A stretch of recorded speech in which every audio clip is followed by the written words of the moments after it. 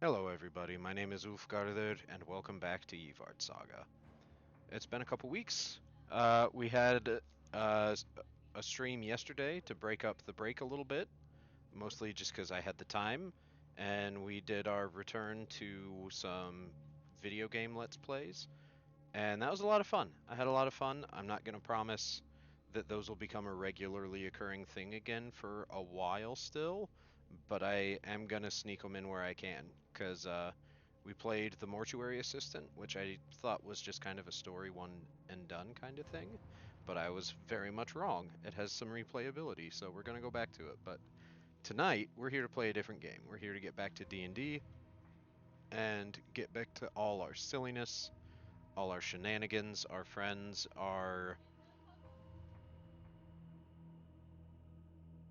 the things I'm hearing from across the room.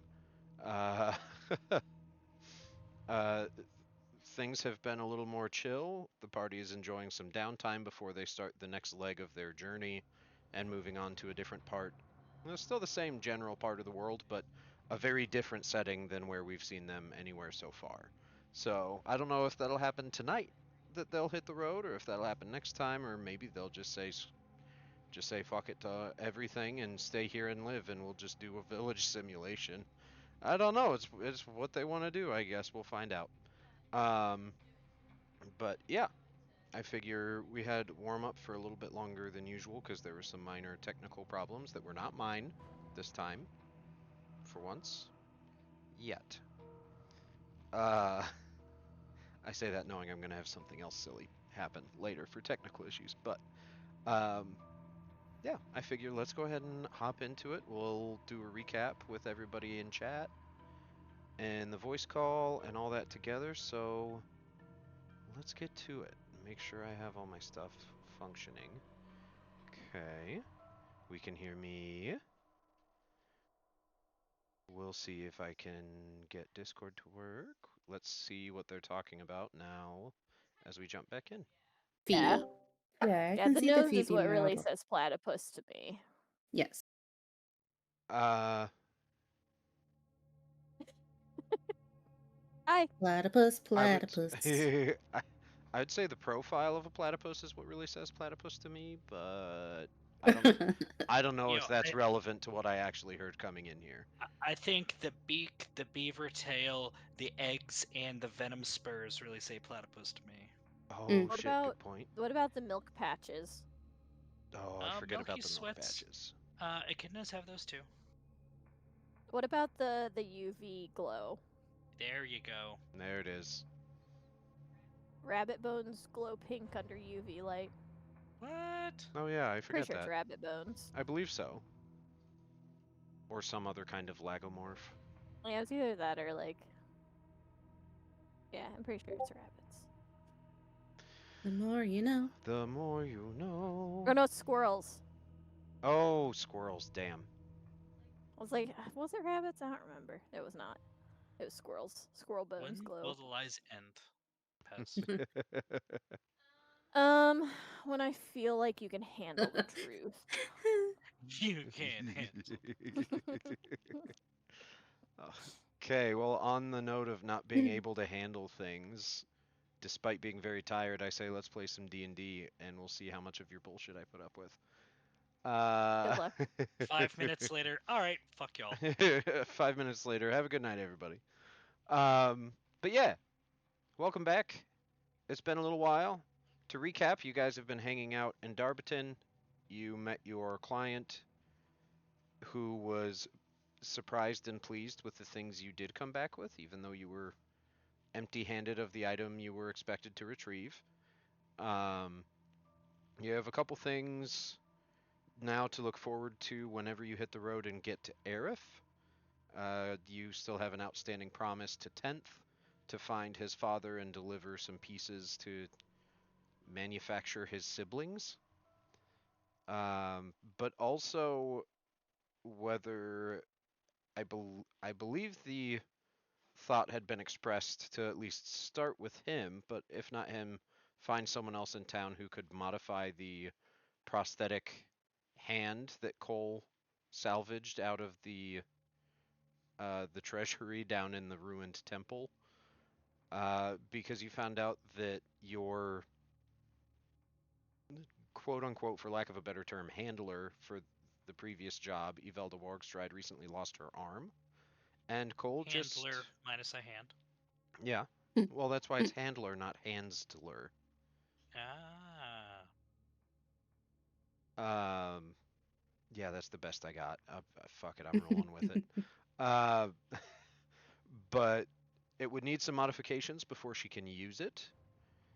So you had expressed at least exploring that option in Arif and trying to get somebody to fix it. After which she said she would arrive in Arif a week from yesterday now in game. Well, no, same day. Same day, because that discussion happened after midnight. But then a week from today, she'll be in Arif and she'll find you and she will owe you dinner and some storytelling time.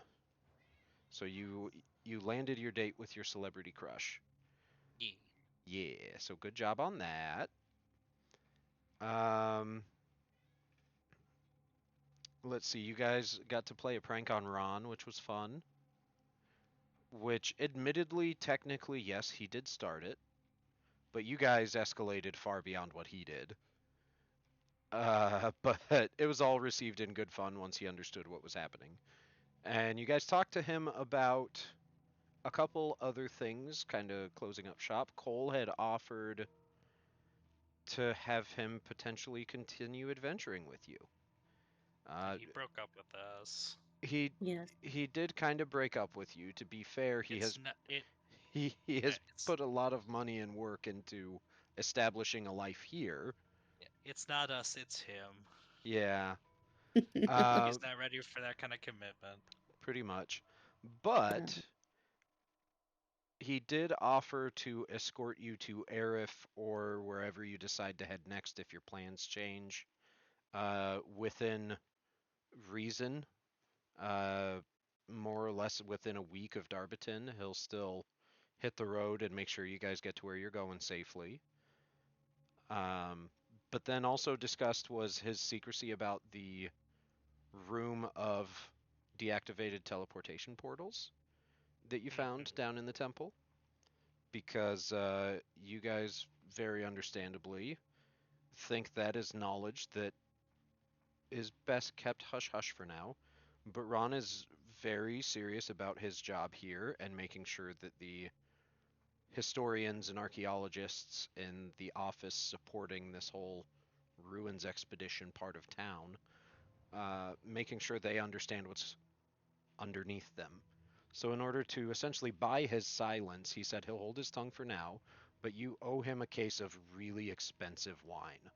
So, a Yeah. case is a dozen bottles, and it's Indleshire Red, which is in this part of the world considered to be a world class wine, even over some of the more globally recognized uh, vintages that have a bunch of hype to them. Um, but that was his deal. Nemo, you had been able to figure out pretty easily that you could expect that to cost probably about 150 gold as a reasonable but kind of hopefully somewhat low level.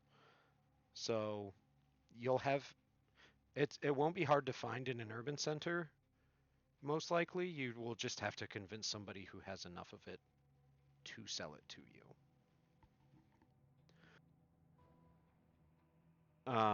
But then you guys had planned on still doing a couple things in town last I knew. You got your good night's rest. You were thinking of checking in on the goblin refugees that you helped to the surface, who you were told were on the north side of town. But also, I don't even remember where you guys picked up the whispers that there was an herbalist's shop in town. Uh, but Nemo had also very much wanted to go see the herbalist shop. And as far as I know, I think those were kind of your only to dos left. But who knows what else the day will bring. We're picking up. You have sufficiently finished pranking Ron and it's about midday because your discussion with him after all the pranking and such happened was over lunch. So the day is yours. How would we like to proceed? Asia is happy to go to the herbalist shop first. She also wants to go.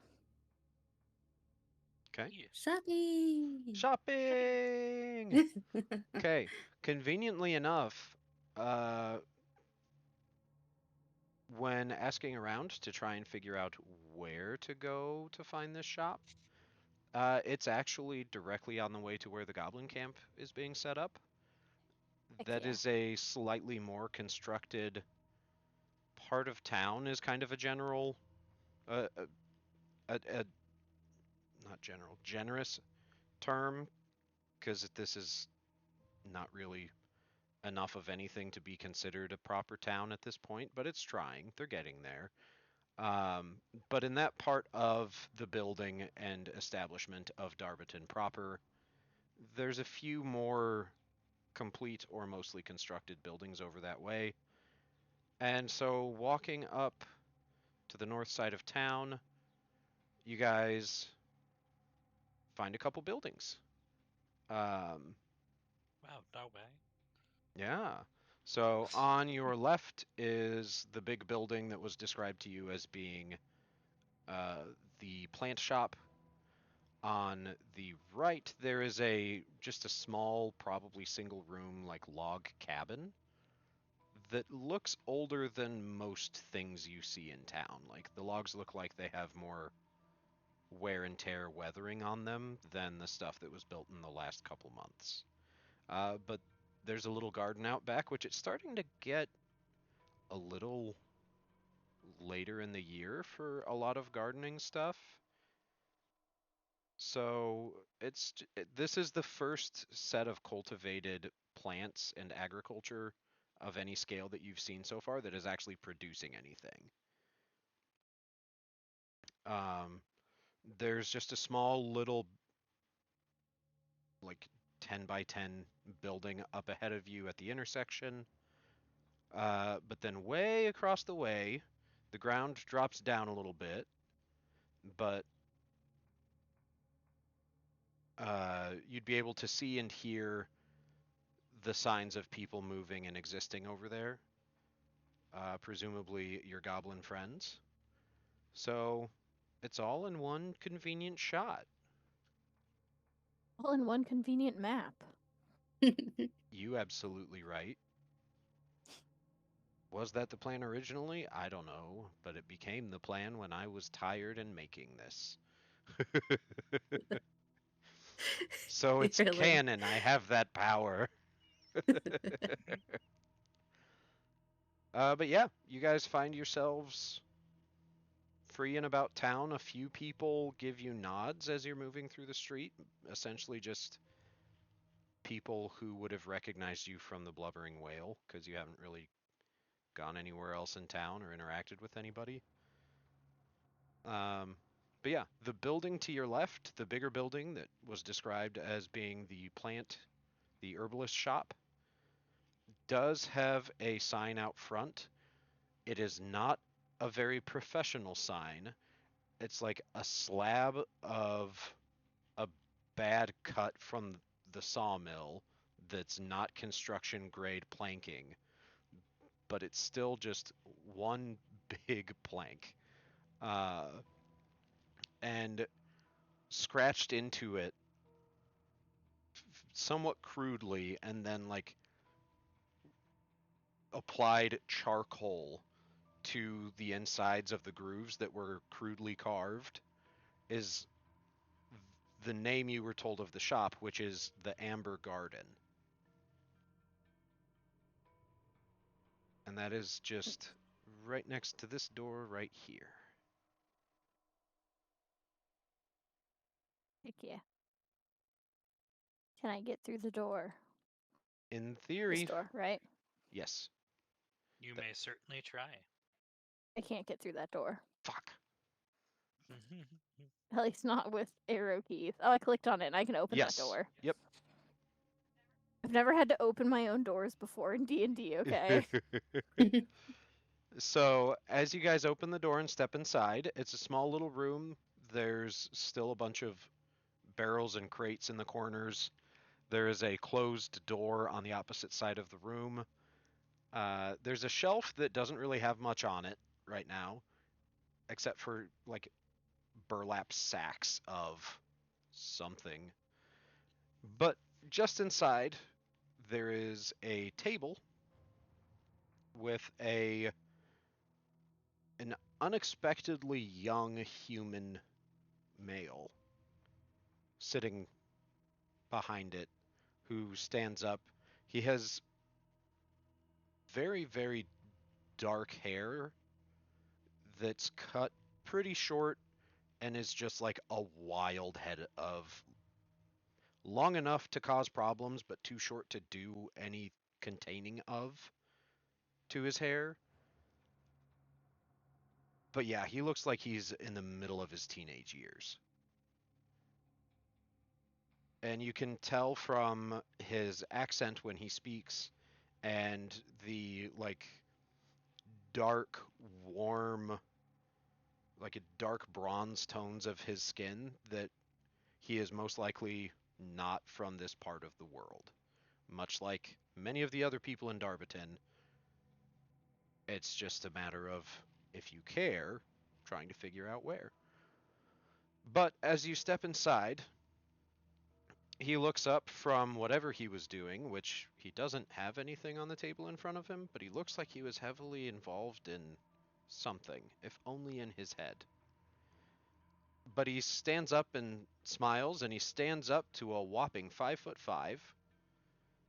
So he's almost comically short behind the height of the like checkout table that he has set up right there, because it definitely seems like it was made for somebody taller. But he stands up and he goes, "Oh, hello. Welcome. What can I do for you?" We were told that this is an herbalist shop, looking around as she says that to actually assess how much of a shop it is or is not. So looking into the next room to describe that for what you see in the middle of the room there are a couple of sets of shelves. One of them looks like it's been moderately damaged by something. Um, but most of the room is actually set up with like livestock feeding troughs that are full of soil, but there's nothing coming out of them. So presumably it might be too late to plant anything now, but eventually you might just be able to walk in and pick stuff is what the intent seems to be. And then off to the back just through here is just, as far as you can tell, a dedicated storage room, whereas the room you're in now probably maybe won't be full of storage devices always. But who knows? The building is mostly put together. There are a couple spots on the roof that still have canvas, but otherwise the place is pretty well constructed so far. Oh, well, yes. I I I don't know how much I can do for you right now. We, I suppose, technically are an herbalism shop, but I don't have a lot of herbalism happening right now. I have some things you may be interested in, but it's mostly dry things, powdered things. Uh, not not anything very fresh. I got here very late, so I have only just started to figure out when and how I should plant half of the things I brought to plant, and some of them I don't know if they'll take, but we'll see. Well, I don't know what my friend is looking for, but I was actually going to look to see if anything could make a decent pigment. So dried works fine for me. Oh, um, sure. Let me look. I don't.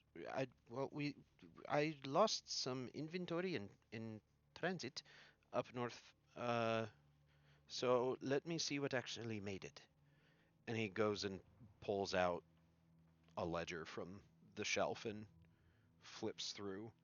Um, I have. Uh,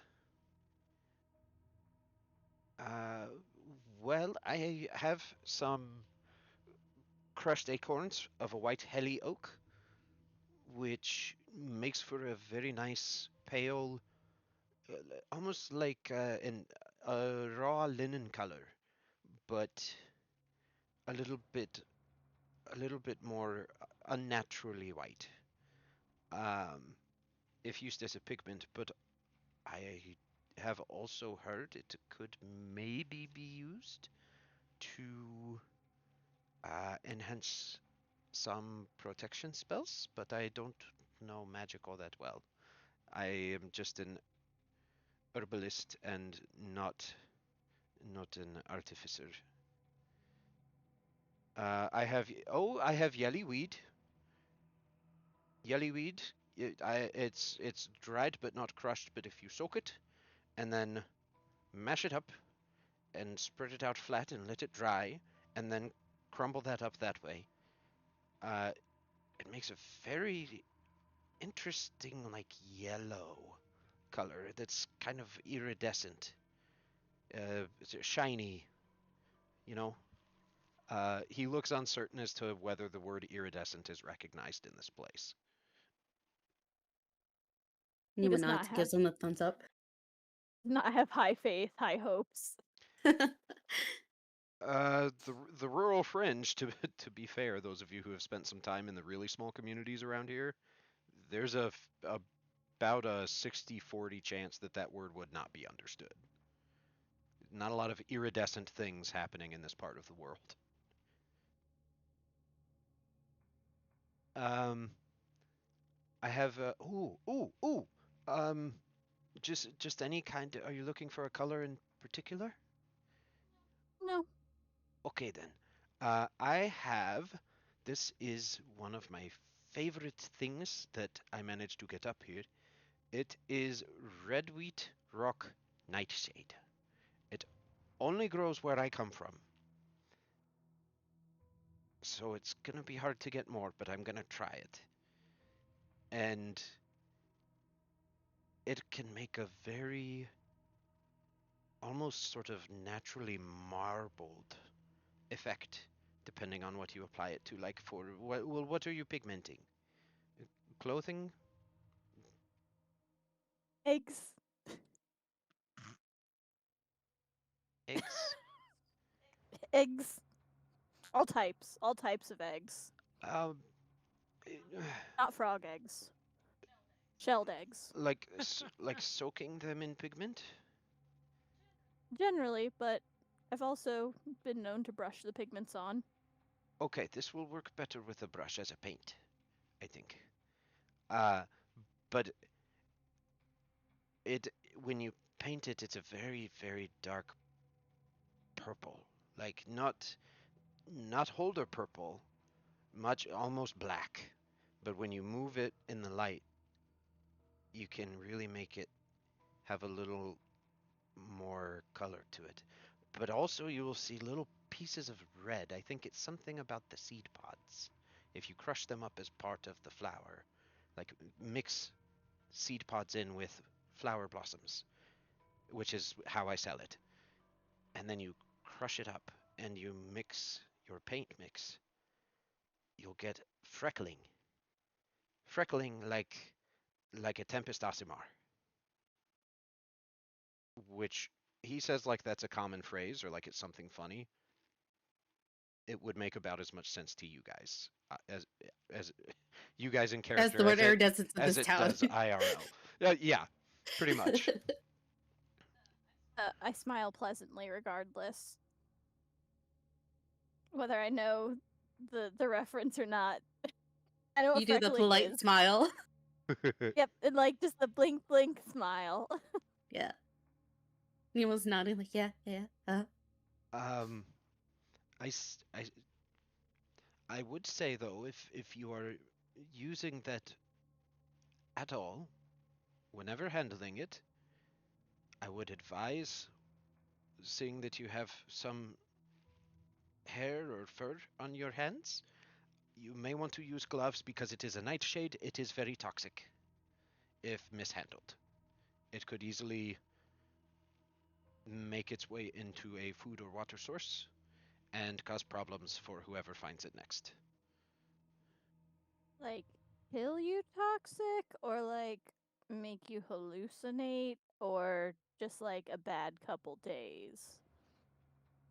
Uh, if it does anything to you at all, it will be a bad couple days at a minimum. There's not a lot of in between from what I've seen. Um, I've heard down in some some sailing fleets down in the Tempest that sometimes they use it to poison uh, usually anything bigger than a rat that stow away. I've also heard it is sometimes used concentrated to attempt to kill anything growing on the underside of a ship. Can't be too dangerous to aquatic life if you're putting it directly in the water, unless you're a mollusk. Well, that was the intended target, I believe, yes.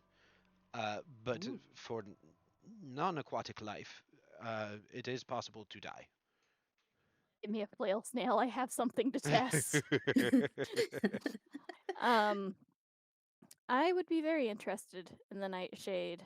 I'm interested to see the others, but I have similar pigments already, and that one sounds very unique. You said you lost some of your wares on the way here? I mean, they're not like livestock, they don't just wander off. Well, no, some were improperly packaged by the Teamsters that I hired, um, and some, well, some were just outright stolen. We, Nemo turns to the shelf that's broken. and some were tethered into that shelf when it fell off the side of the wagon. Again, the Teamsters. I see. Whereabouts did they get stolen? All right, let me pull up my world map here. Don't even know where. I mean, I can assume where this person came from, but don't even know where they're coming from. Being like, yeah, just in case I'm in the area. Okay, so you guys are over here at this red arrow in Darbiton. For what it's worth, when he says the Tempest, that is this like half circle archipelago down in the bottom right corner of the map. I guess not the full corner, but uh, the gulf that has the Ferellian island on the right. There's that hook of islands. That's the Tempest. Well, it all happened between here and Portalis.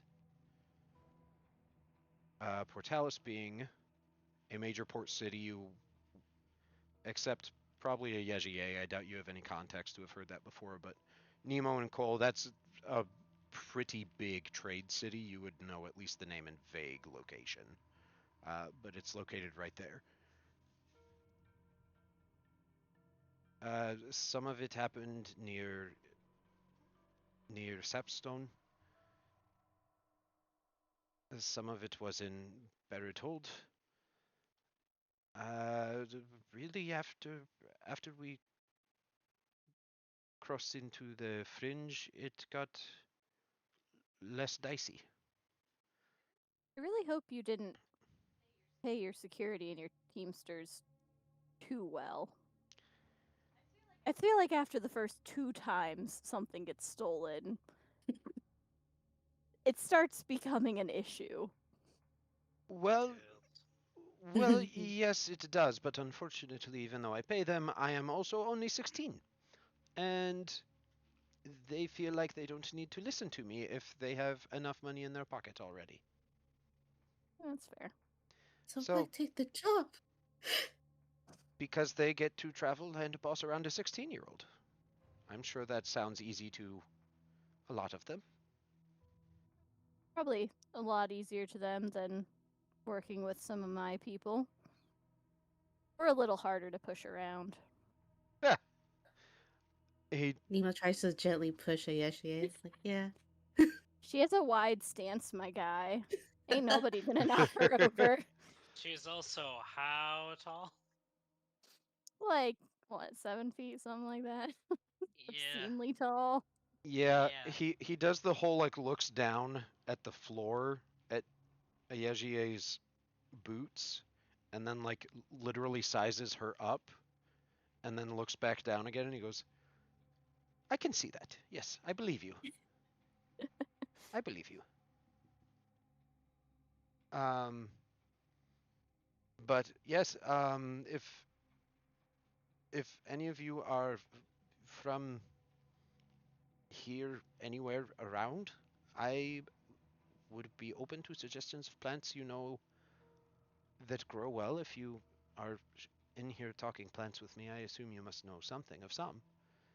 But I am beginning to suspect I may have a harder time getting my live green sections established than I thought.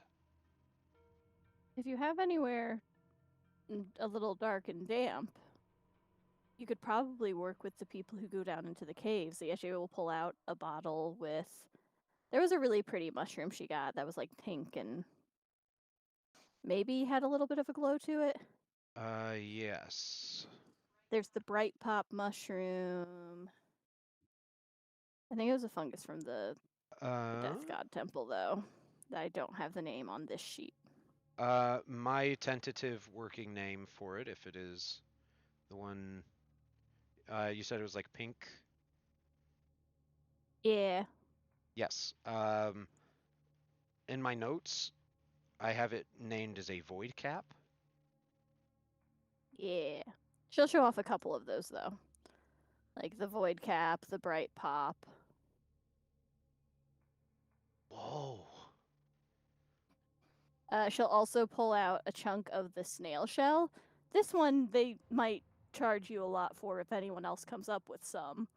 And I'm not actually sure if you can crush it in any way or how useful it is for alchemy. But if you talk to, did we ever get Ron's last name?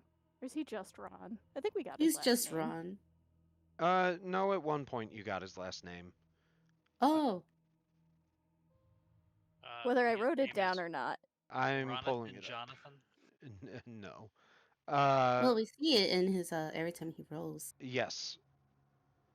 His legal adult government name is Arani Ferrotlali. We go with the He would government definitely still just name. call him Ron. Yes. So if you ever go down to the whale, right? The whale, the The blubbering whale. Blubbering whale. blubbering whale. She's gonna sound a little bit local. If you ever go down to the whale, Of course, where else is there to go in this town so far? Exactly. there's a genasi there named Ron Ferratali. And he goes into the caves quite often. He might be willing to strike some deals if you have the money to, you know, pay for the goods. I had hoped something like that would happen someday, but I suppose it might have to start today then. I will have to get some revenue flowing first, I think, but it is a good I can idea. help with that. Can you? Well, I was gonna buy some stuff from you, so Oh, well, yes, of course. I apologize. You were interested in the nightshade? correct. Okay. Might not be a lot of revenue, but it's a start.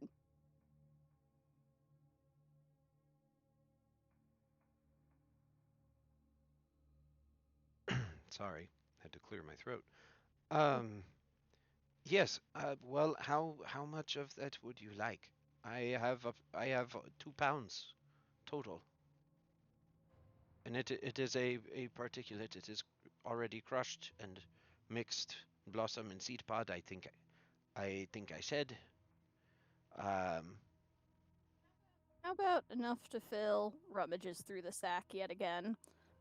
This jar, so about like I don't know, like a cup, maybe half a cup.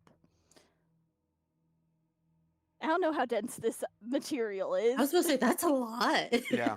Okay. So his eyes go wide like that was not the quantity he was expecting you to want to buy. She hasn't seen it. She has no idea. She's like, what? It's pigment. It's well, yes, yes, of course. I suppose that will probably end up being maybe half a pound. That is quite a bit, isn't it? I guess I should ask how much it costs, huh? Well, maybe we should talk price before we settle on quantity. It is 18 silver pieces per pound, so 9 silver Oh god, yeah, pieces I to can. fill this. You know, just to help your shop get off the ground a little. The whole, keep the change. 1 gold. Oh, well, thank you, thank you. It's a pleasure. Just make sure you tell Ron that I don't know, a Yejiye sent me. She's trying to figure out how to phrase this without sounding too weird. Well, just if you talk to Ron, you can let him know that a Yejiye sent you. I yay. If you describe me, I'm sure he'll know exactly. Yes, I suppose this is also very true. Uh, uh well, is there anything else I could help you with? With I suppose with your eggs, do you ever need cloth or textiles? Any of you? I have a lot of silkweed berry, which can be mashed into a pulp and then spun once the pulp dries. It's a they call it sailor's linen down in the Tempest. I would really only need beeswax besides the pigment. Oh, how much? How much of the beeswax do you need? As is doing mental sizing. Oh, 2 1-foot sheets. Oh, um, She like kind of holds up her hands, and she has like a little scrap that she's obviously been taking pieces off of for her dyeing. I do not sell it like this. Is that okay? Yeah, but I guess I don't know how to measure it any other way. Uh, do you have a full size sheet of what you say about this big? These Because it is big, pretty thin. these She's like big, also these trying big. to do the mental math now. This should be about one, and he hands you two just like standard cylinders, like not quite a candle, but shaped vaguely like a candle. And we'll call that making up the difference. She's good with that. She's not going to argue with him. And then motions to Nemo for, is there anything specific you were looking for? Yes, and then she like goes down a very specific list. I Uh, like, do you have any? She has a uh, shopping list at an Aldi. yes, basically. It's basically just that. She has something very specific in mind. So she's like, "Do you have any of these berries, these leaves, this plant?" And basically what she's asking for are the ingredients for a healing potion.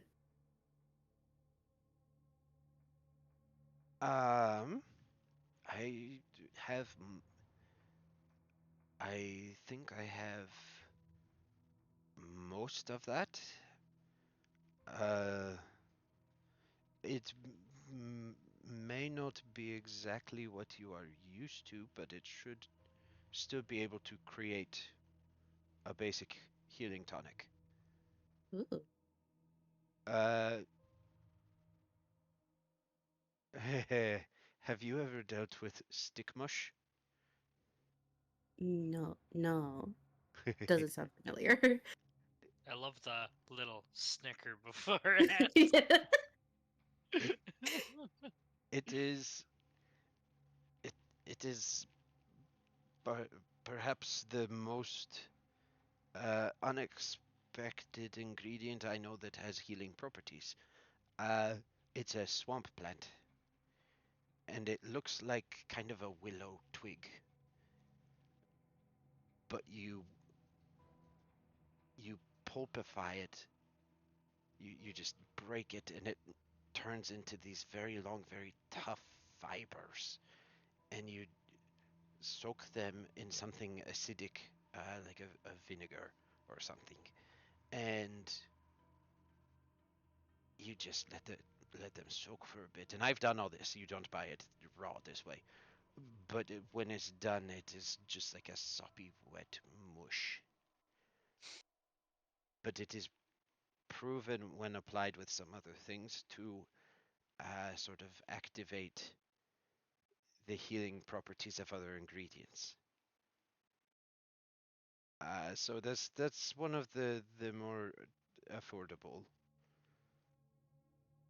potion ingredients I have on hand right now. Um, so we have.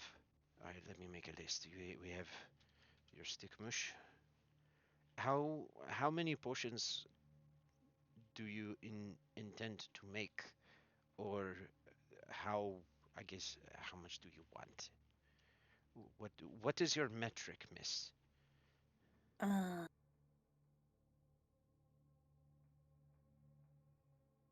uh, two. Let's go with. Two. Like two. Yeah, I think I have another vial in here somewhere. Okay. Okay. So we'll two. Um. Let's see. Let's see. Um. Oh, let's see. I have Derriper's Bower. Yes, I have Derriper's Bower. Um. Only enough for one. Okay, Yes, only enough for one. But if that is okay, that is good. one potion is fine. Okay. I have let's see. Oh, I have Cinterberry. Cinterberry helps again like the stickmush, but more general. Stickmush is really only for healing stuff, um, like standard illness or all that, all those good things. But the the Cinterberry can go with anything, and it just draws and amplifies the effects of your recipe. I have a lot of this, and it is affordable.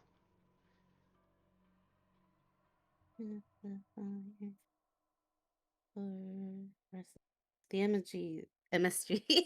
Sorry. How much Niran root does he have on hand?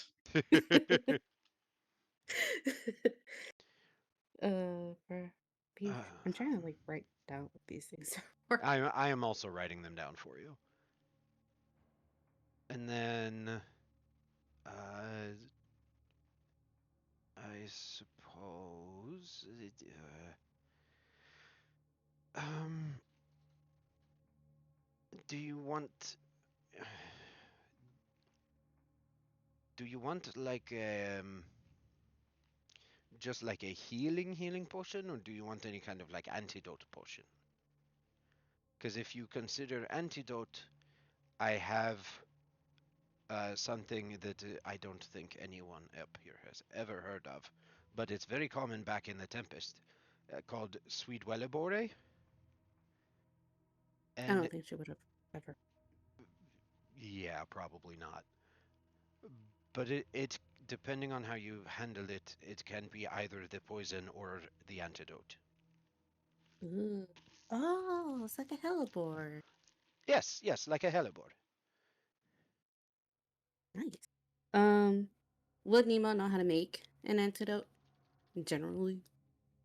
Um, I think I've only mentioned before that she knew how to make healing potions. yeah, I don't believe it's been established that she knows how to make an antidote. Yeah. Um, would you happen to know the rest, like a recipe for an antidote? I can write one down. I think you may have to come back later. Okay, Uh, I'll buy that off of you too. sure. But you want two, so two of that. Uh, that is a little bit um more expensive, but it is versatile. You know, it is very useful, and it is not. It is very rare up here. Mm-hmm. I met a druid in Barrett who had never even heard of it. And So what's your druids know price? everything. Yeah. Um, for And he was like, "Yes, you can sell me. That is a rarity. What's your price?" for sweet Wellebore, it's 20 silver pieces for £3. I sell it in bags of £3. £1 will be you should be enough to make the recipe. Many of these things are without using alchemical components or an artificer's magics.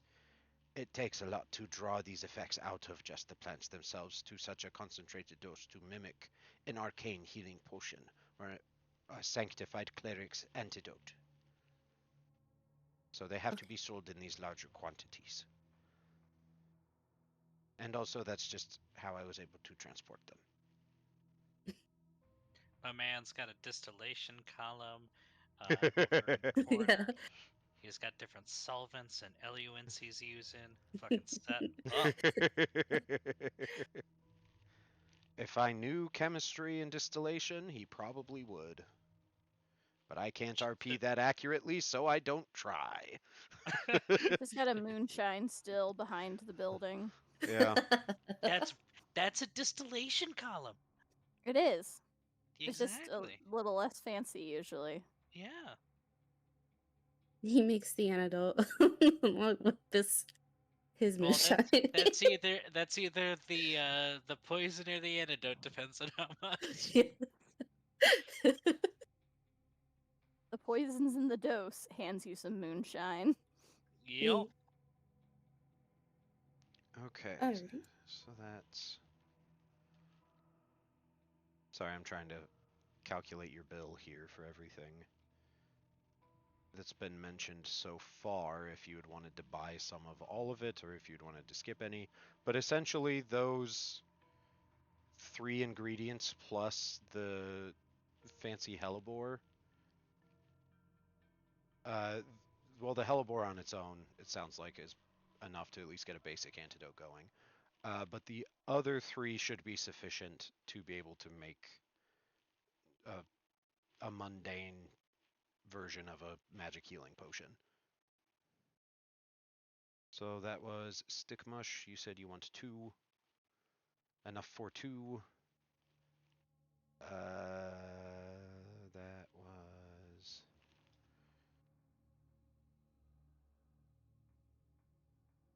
The Driper's Bower.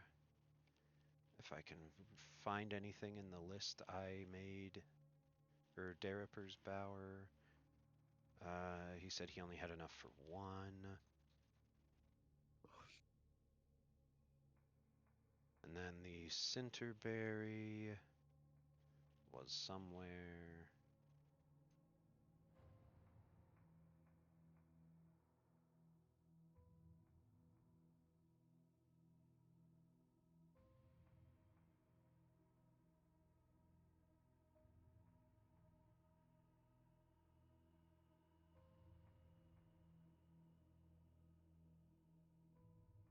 Oh Mila god, I slowly can't pulls out a type. book from her bag. Starts like writing everything as in notes. Like, okay, stick mush, pulp, silk and vinegar. How long do I have to soak in vinegar? Uh, to be safe, I would say like if you have mushed it right, 30-ish hours. Gotta ferment. Agitate it now and then. Don't let it be still. It needs Okay. it will take much longer if you don't.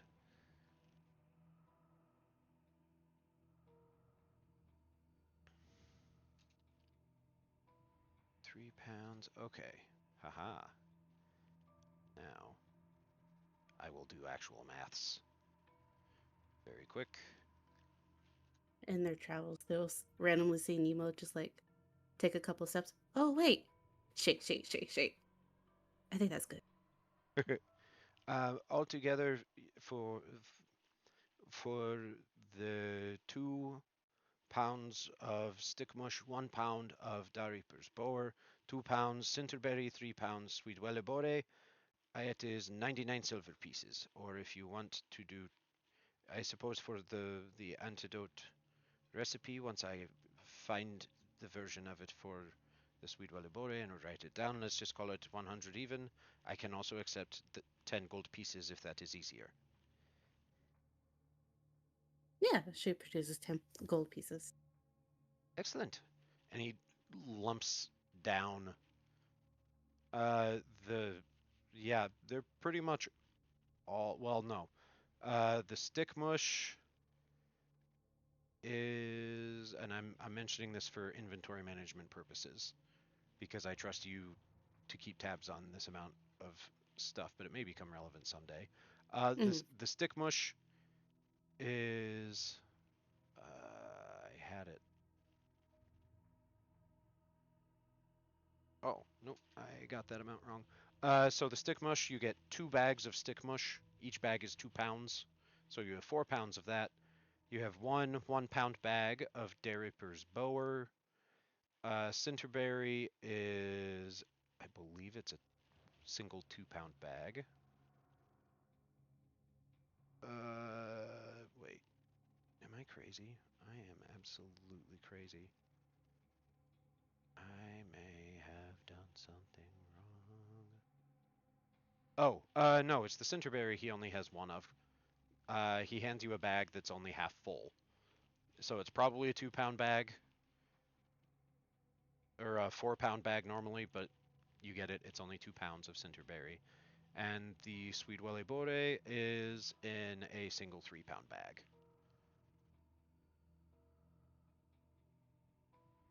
So, hold on, and I will put this in the chat for you. There you go.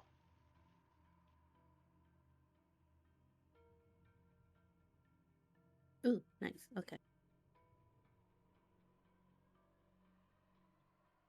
Oh,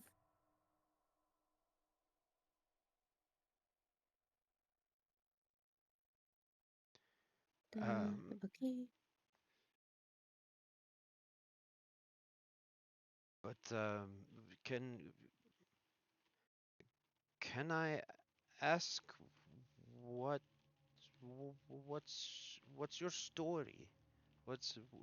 Who are you? I do not know you. I know everybody in Darbiton that came from down south, but I do not know you. So what brings you to our little armpit? Nemo assumes he's talking to the other two, just like keeps writing down Uh, everything My he was telling my her. out of character answer is, "Wouldn't you like to know, Weather Boy?" The Yejier simply holds up the jar of mushrooms again. um, If he wants elaboration, he can ask. Cole's gonna shake his head a little bit. We just explored the ruins beneath the city. Oh, yes, yes, yes, yes, yes, yes. Well, very good, very good.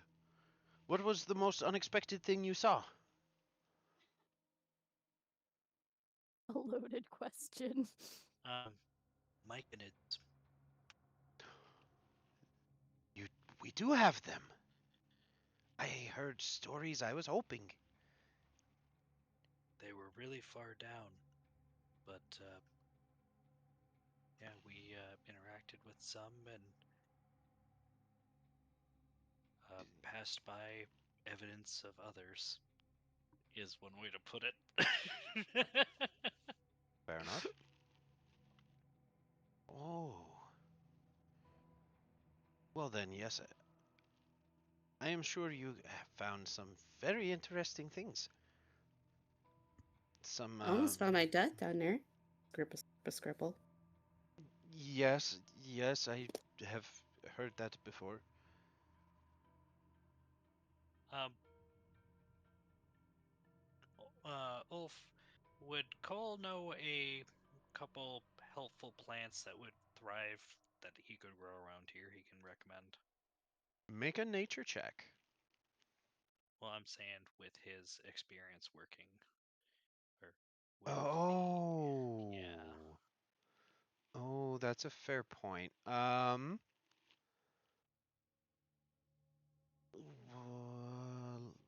I could still make a sec. nature check, but Yes, make it with advantage though. okay. Uh, okay. No, I was gonna say like Nemo could help, but she's not familiar with this environment. I would say.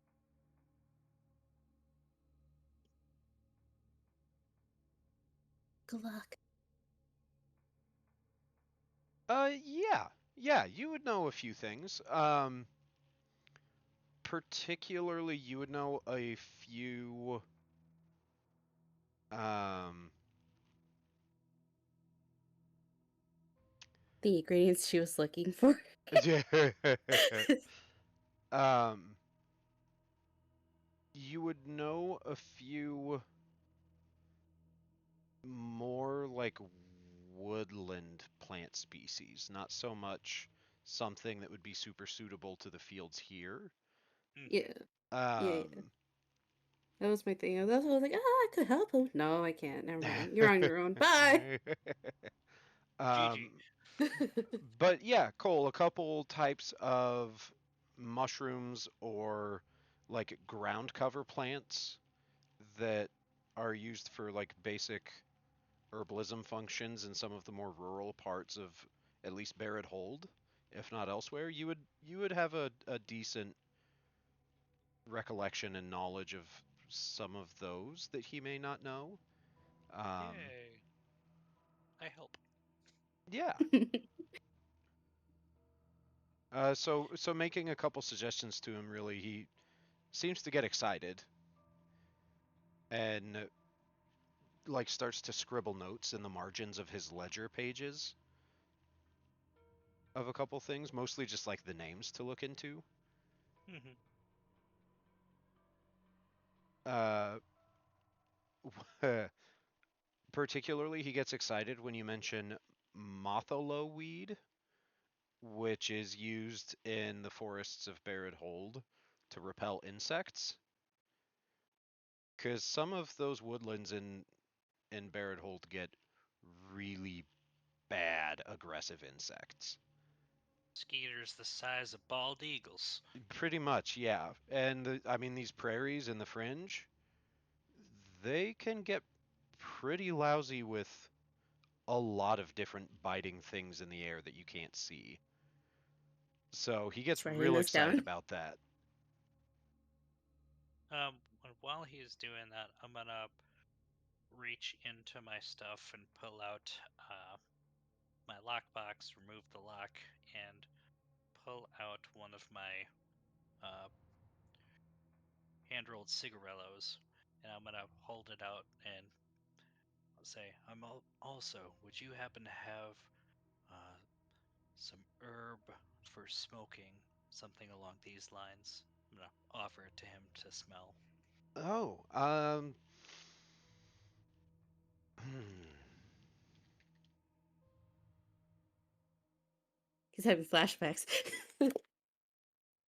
I don't, I don't think, I don't think I know of anything that I have that would work. But I have heard, if you were to go like straight west from here, there's a bunch of farms far over that way. There's another big road, and I've heard that they grow plants for smoking over there. So if you ever find yourself over that way, it may be worth asking there. Gotcha. I appreciate it. He'll replace it. Back in his lockbox, lock the box, back in his stuff.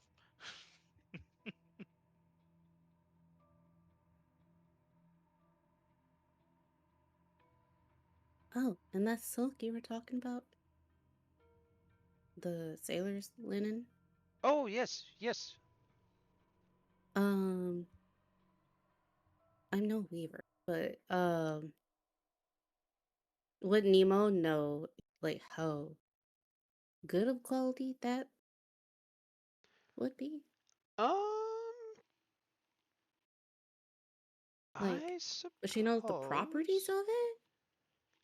that I think that would have to be either a nature check, or I could see maybe a history check, or even survival, depending on how you want to approach what knowledge you stand to gain. No, because this fabric is matters of life and death, survival. Well, hey, if you're assessing natural fibers for crafting things like clothing, it can Mhm. be. Okay, Mr. Logic and Reason. Way to run my joke. Hey, you want to bring chemistry into shit? I'm going to bring survivalist shit into this. Touche, touche. We'll go with history. Uh, uh, uh, eh. Okay. Um, you feel like you have probably heard the term sailor's linen at some point in some story or some aspect of life back home, being around a community that has an active port.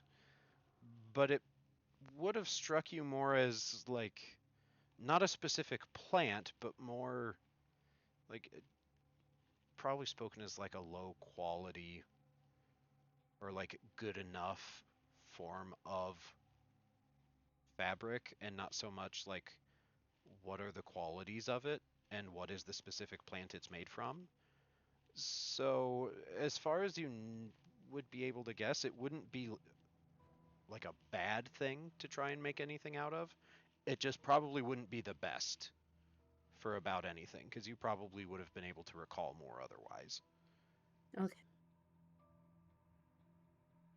It's not something you would find relevant to your profession as like Mhm. something people will want to shell out money for. Okay. Because I was wondering, like, would she know? But with that role, probably not. Like, whether or not it's called sailor's linen, because, like, is it water resistant? Oh, you would But that not would know be a that off the history. top of your head. Yeah. Yeah, yeah. Yeah, not with that Okay. check or that result. But you could always Okay. ask. Yeah, she'll just straight up ask, I guess, if you allow it. Well, it's naturally a little bit moisture uh, resistant, but not proof. But it's not as durable against tension, like getting snagged on something and ripping. It's it holds up pretty well to wear and tear, but not so much getting stuck on things. It's not a very high um what's tensile strength. It doesn't have a lot of that compared to many other standard garments. But it's tough in its own way. Hmm. I'll have to pass on it for now. Very well, I will have more if you change your mind. Uh, how much pound? How many pounds is? Um,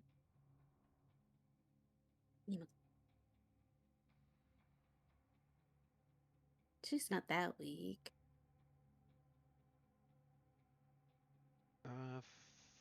10 pounds is what you bought. 10 Yeah. pounds total, yeah. Okay. But yes, is there anything else I might be able to help you with? Uh, do either you two have anything? Hmm. Nope. That was pretty much my shopping list for us. Well, if you find yourself back in Darbiton, oh, in 6 to 8 months, or the spring, uh, whenever, I may have more. I better have more to offer than I have today.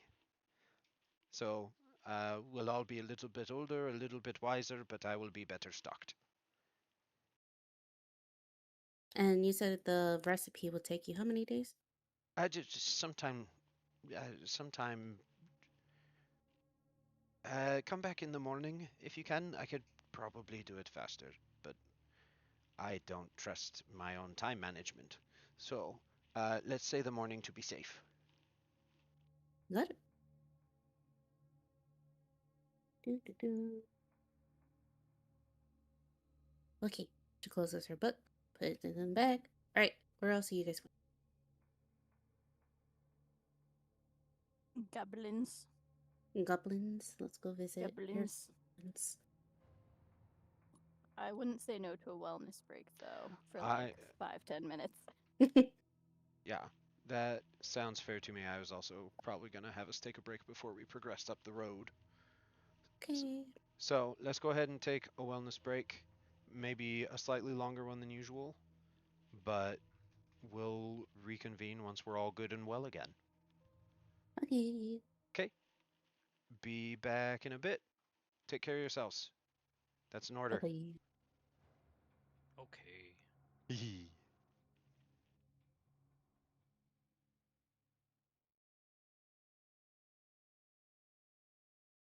Sorry, I'm going to be eating while we play. You gotta. I do. For das Baby. I don't know how to eat anymore either is the issue. Oh, that's unfortunate. In fact, I don't know. No, that's what I meant. I don't know how to eat anymore. I don't have a better way to phrase it as it turns out. Pregnancy bumped English down to being her second language. There is no first language anymore, and also now has claimed her ability to eat. It also Well, doesn't help you're it's the being blood's fault. swarmed by cats. It's my blood's fault that I don't know how to eat. I'd be perfectly happy eating if I didn't have to worry about my blood. Fair. Don't do it, Zoe. She gonna. She is. It is less than an hour before their dinner falls. They are on the prowl for anything remotely edible. And it is cheese. It is cheese. And the hippies, they do love both of those things. I think it was Hoban that literally just like snatched one out of my bowl so fast one day. Yeah. A hippie? They're chickpea cheese puffs. Oh. Yeah. Yes, hip pea. I Not, get it. not, Okay. yeah, not Woodstock. I thought Oh. I thought it was like a weird nickname for like an edible. I was like, wait. That would be a good one though. Okay, now that Pez is not being entirely swarmed by animals, um, Yeah, you guys exit the Amber Garden, and you're back out on the streets of Darbiton. Up to the north of you, the road does split, and there's a chunk of ruins that they've just kind of left. And it looks like it has continued falling down since they've been trying to, like, establish some roads, because there's definitely some on the gravel road in some parts. Like, enough you could still get a cart by, but they seem like there might be some kind of law or something about fucking with the ruins above the ground, because they don't look like anybody's tried to clean it up. And the Eastern Fringe is known historically for having some places keep some really weird laws. Historically, Arif, before it got sacked the previous in-game year and then retaken and liberated from the people who sacked it, before then, the city government was notorious for over 300 years for establishing and enforcing really weird asinine laws. Like, you couldn't overhand throw anything inside of an enclosed space. Or uh, smaller Nemo. smaller humanoids like goblins, halflings, kobolds, gnomes, upon entering the city at one point would have to have bells stitched onto their clothing so that supposedly the rumors say so that taller folks wouldn't trip over them in the dark of the mines. I Right. believe one of them was along the lines of Nemo and a Yejier could not stand at a bar while ordering drinks. There Yep. was like a minimum and maximum height limit. Yep. Yep. You had to be within a certain height range in certain bars that didn't cater to dwarves. To be fair, most of the city at the time was dwarves, so the taller folks would have been at the disadvantage there. But some of the bars that catered to more human sized humanoids had weird limits on height as to who could actually go up and order from the bar. And most of the time, the bars didn't care, but the city guard would be present to enforce those laws. But like, if they were both sitting on stools, wouldn't that like help equal out their heights? That was kind of the workaround, was you had to go up and sit. You couldn't be standing in order to order. You couldn't just walk up, grab it, or like walk up, request your drink, wait a second, and take it away. You'd have to sit at the bar. Like, that was one of the workarounds people kind of let fly after a while. But as far as anybody knows, Arif doesn't have that reputation anymore, because after it got liberated, it's under new management, and they have not seen fit to carry on those ridiculous traditions.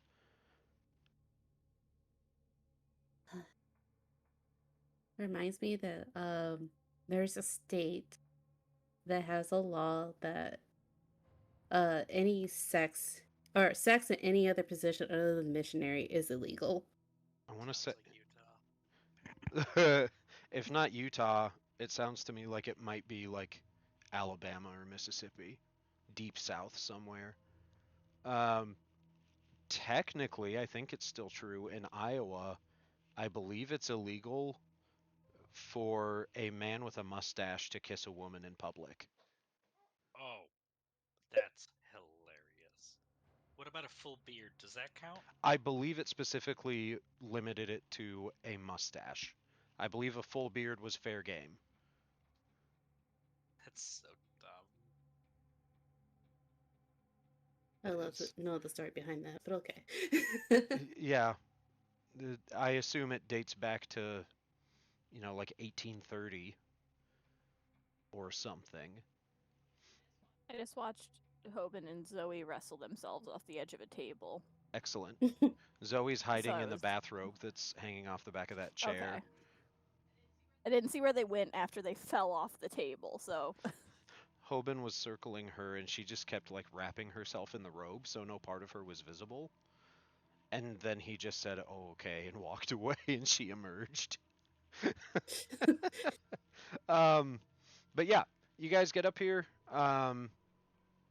If you can see as you're going through the road by this cabin, the window doesn't have shutters or blinds or anything that are closed. You can see inside. It's just a little one-person cabin, just a modest little home.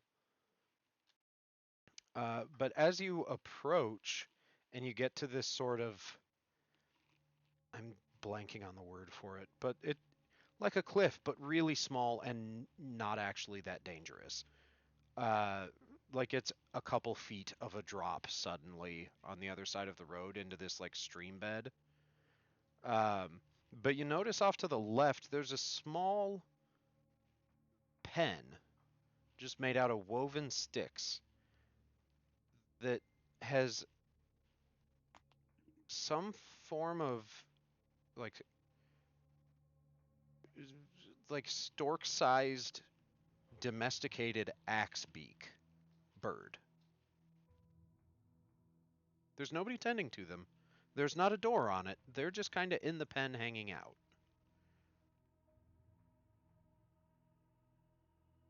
There are That's stranger a very things. looking chicken. Yeah, there are stranger things to see out and about in the wild of Darbiton these days. But that's a category all its own. Usually, axe beaks in other parts of the world are considered, well, one, much bigger, but also somewhat dangerous. Fair enough. So uh, Luna looks to the other two. Are those supposed to be chickens? I mean, they probably lay eggs. You think they're for eating? they're not Good. built like a meat bird at this point. They're awful skinny. So, like, they're proportioned more like a very deliberately egg laying breed of chicken, like one that wouldn't be considered good eating. But they might still be. I mean, they're big. They're still much bigger than a chicken. They're almost as tall as you are, Nemo. But they're really lanky and gangly. So almost like a crane, but with an axe beak.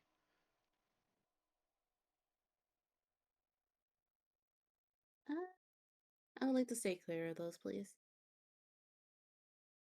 I'm gonna get closer to him. Mm. I mean, I'm also gonna be looking over the cliff edge. Okay. Looking over the cliff edge, you can see the goblin camp. It's right there. It's 3 tents and a fire and some equipment that you know for a fact they did not come to the surface with. So somebody must have provided it, um, or they acquired it somehow. But you can see the youngins. You can see your buddy Odgurk, and he's speaking with a silver dragonborn who is very much not familiar. But the youngins on this side of the creek see you guys walking up there, and they wave very excitedly. They don't rush over and like try to swarm you, but they do wave and jump up and down. They are excited to see you.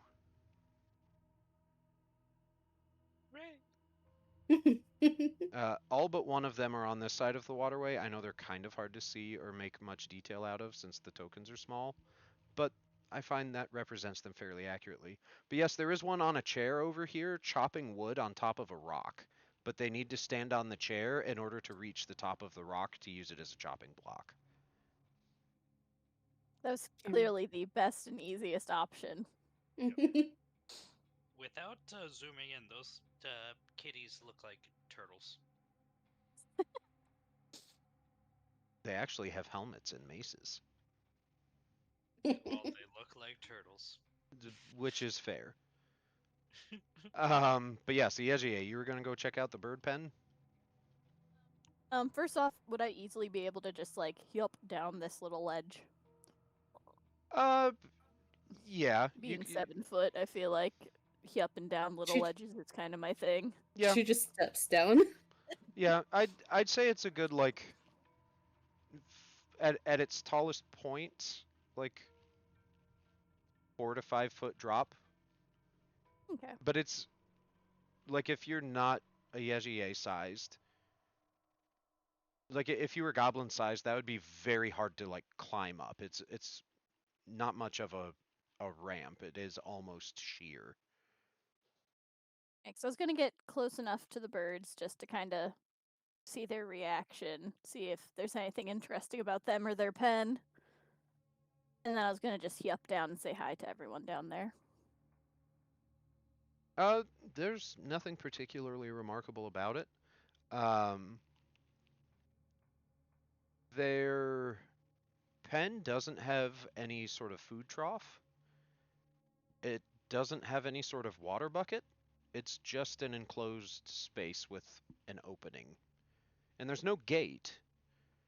So, like, the practicality of it seems questionable. Or maybe it's still in construction, like most of the town. But you do notice a little bit in their pen, but also in the ground all around, there are just divots torn into the soil, whether they've been scratching like a chicken does, uh, or something else, until you see one of them in the pen actually just slam their face down into the soil and start rooting with that particularly shaped beak, and essentially just almost like they're digging, but they don't come up with anything that you can see. They just kind of seem to be doing it lazily. They seem like they'd be good to start a garden with. It does seem Yeah. that way, wouldn't it? I just wanted to see if they seemed upset that I was getting close. Make an animal handling check or an insight, I guess, Okay. either one. Animal handling, it was said first. Insight would. Oh, it doesn't matter actually for me. 7. Uh, you're pretty sure I'm they're trying to not read him like a upset. dinosaur. I mean, which is fair. Their movements do mimic some of the sores from your home. You don't have a ton that are fully bipedal like this, but they're familiar enough. But it's a new species, so you don't know. So there's uncertainty, but you feel like they're not upset by your approach or presence.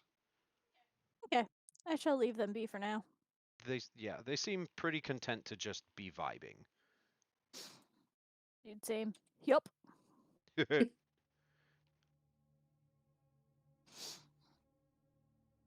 I'll go down and say hi to the kids while Odgurk's occupied. They come over. Ayesei! Ayesei! It's so bright! What is all this? There's so much nothing! With their arms held up towards the sky. He's also going to motion at the ground, but there's also so much everything motioning at, like all the grass and the growth and the water. Yeah, we've seen everything there. Ah, but you haven't seen nothing. They look at you like you just dropped the answer to all life's problems. They cannot comprehend this statement you just made. Just, oh. It felt very garish to philosophical. say.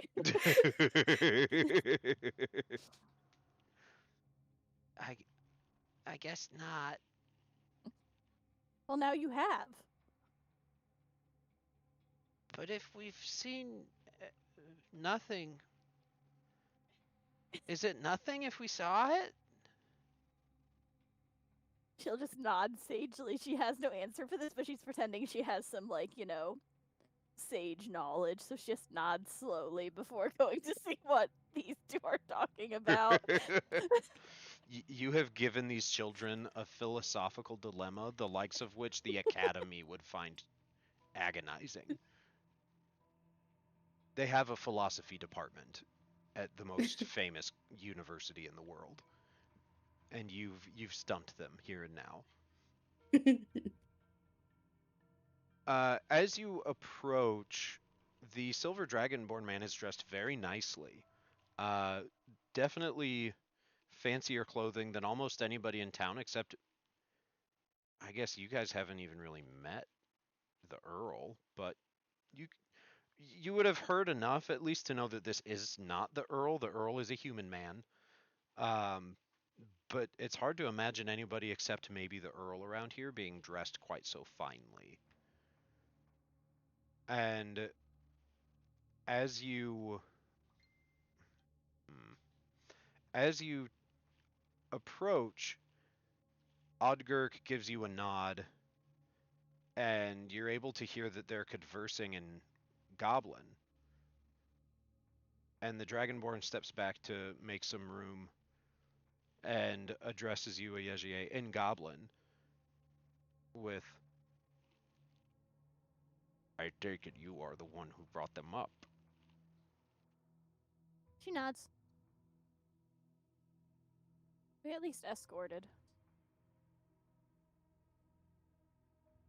Well, if you ever need anything, really, while you're here, you've done a good thing.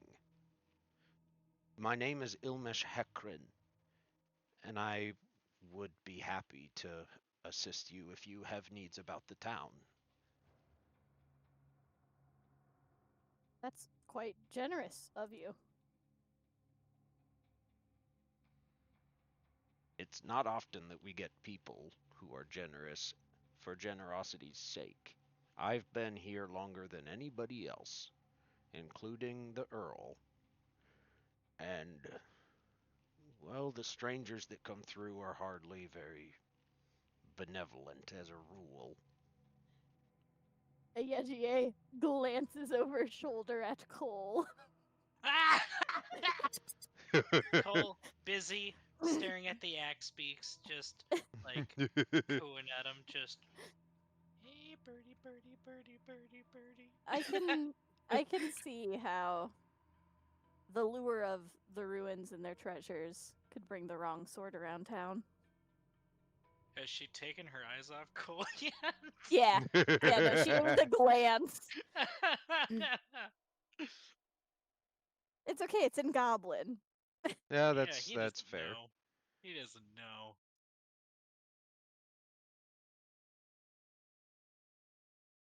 I was raised to see someone in need and help them. Shrug. I feel like Yejier shrugging's kind of a funny thing to see. I that it is funny to me to imagine that. Yeah. Just so much arm to shrug with.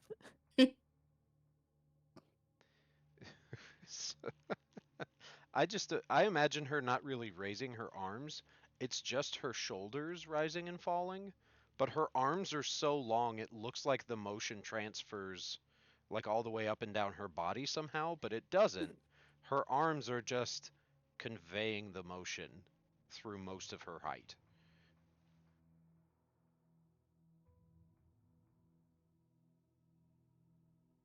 Uh, sorry, did Ilmish have anything to add at this time? Not particularly. He introduced Okay. himself, made his offer to repay your kindness. In that case, she will interrogate him slightly on. So you've been here since before the town. Did you always know the ruins were here? Well, I I've been here longer than anyone here, but yes, I scouted this place for Aelric. Okay. I built my cabin there, and he points to that cabin across the street, that modest little studio apartment ass cabin, apparently being claimed by this guy decked out like he's like minor to moderate level nobility. I built that cabin, and I've lived here until everybody else arrived to start building.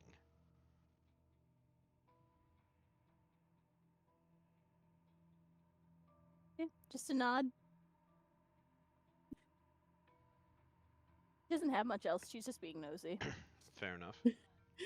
Does it seem like Odgurk and the rest will have a place to stay here, or have they? And she'll kind of address Odgurk at this point too, or are you planning on moving on? Well, if I have anything to say about it, they'll be welcome. But that I won't detain anybody who does not want to stay. I think I think we'll probably end up staying here. I cannot remember what I was doing for Odgurk's voice. I apologize. How dare you? It's been a minute. No, the sunlight and all the fresh air has really affected his It accent cleared and his his voice. voice. Yeah, I have no I recollection. don't remember what it was either. I have He has allergies. zero. He's congested. Yeah, I forgot to go back and listen to it before the session and get an ear for it again. So my bad. I didn't have a lot of mental juice to practice my voices this week. Well, I'm glad you're settling in. I had wanted to check on you. I know that goblins and our kin aren't always accepted as easily in some places. I didn't expect you to have any trouble here, but you can never really tell just from a day. Yes, that's true. But I can attest Aelric has sailed with several goblins and hobgoblins in his career on the sea. So he is not one for allowing people to judge based on a species' physical differences. Is there anything that I can help with at camp before we probably leave tomorrow? We're heading towards Aerith if you ever need to try to track me down.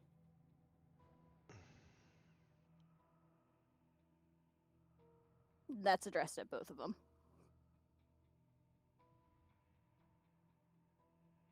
Well, if you uh if you see anything that might be helpful for building anything, Odgurk says, we don't exactly have a lot of spare charity thrown our way, though we're grateful for what we get. There's just not a lot extra.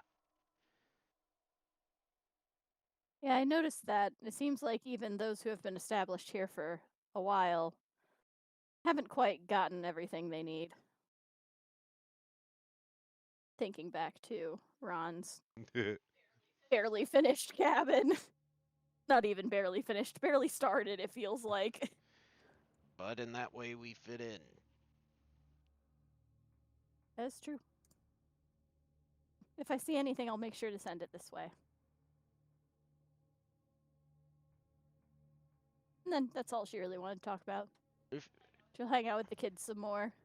if you do wish to send anything here from Aerith, please send one of the Masad people to send it, a courier or someone, perhaps someone from their temple. I would enjoy getting to establish some relations with them. I can certainly try. Very good. And she will relay at least that part to Nemo and Cole at some point. Hey, Cole, get your ass over here. Pretty much being like, yeah, I promised to help some more with no pay. The kids are just having fun playing in and around the water, since you had said you would play with them a little bit before you leave. They find it fascinating how the sunlight messes with the crick. Like how doing ripples affects the light waves. Because outside of cook fires down underground, they have dark vision. They don't need a light source. So this is entirely a new phenomenon for them, it would seem. There's so many colors. You can tell the moment one of them catches the sunlight off of the water just wrong, because there's a ah! and they cover their eyes and fall over, screaming, "I'm blind! Ah! What is this?" That was like a perfect cat screech. If I do one piece of voice acting good tonight, it'll have been that. And then they Nemo, take their hands off their face, open their eyes, and realize, I can see! if Nemo and or Cole have anything they want to chat with anyone about, Yeshier is available to be a translator if you don't want to go through Ilmish. Yeah, just like this whole time, Nemo's just sitting there, just watching this happen with no subtitles. So she just watched the kid freak out. It's just like, okay, that's weird. Okay. Cole's gonna be over here and try and teach one of the kids how to skip rocks on the creek. Oh boy. Oh, You're teaching them in hard mode with a waterway that small. Yeah, you gotta like stand. I'm trying to rotate, but the thing's in the way. But you gotta go like this way across it. why don't you stand there? Okay, One over. make a sleight Then of turn. hand check. Sleight of hand. Oh As a no! form of determining how well you demonstrate the technique and can teach it. Okay, all right, yeah.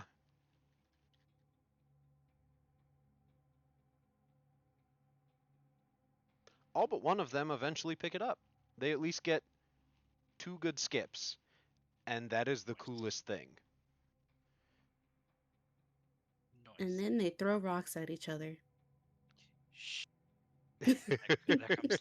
That's a secret tool that'll help us later.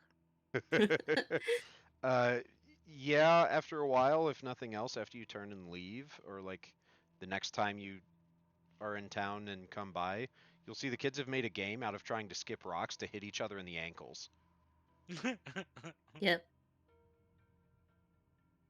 Funny story. I had something like that happen to me, except it was much higher up, Fair Oh, enough. and I didn't know we were playing. uh, I'm sure it probably wasn't him, but I feel like our one of our mutual friends could very well have been that person. So it actually wasn't. It was my younger brother. Oh, that tracks. The 2 times I've spoken to him, that tracks entirely. um, but yeah, any any other questions, comments? You have the opportunity to learn about Darbiton and its earliest establishment from the man who established it. Because everybody gives Aelric credit for founding the town, but it sounds like he wasn't the guy who struck dirt first. So you have that guy here if you would want to know, or at least he probably is more knowledgeable than most of the locals about the Fringe as a wider territory around this place before you hit the road.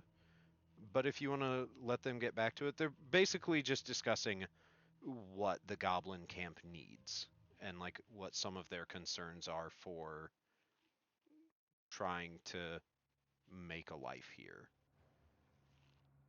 You get the sense that Ilmish is almost guaranteed to be the person who actually gave them tents and some basic camping equipment. Also, he's probably one of the only people in town who speaks Goblin. If you need any beeswax for your tents, she hesitates to call it an apothecary. The guy. Apothecary carries some.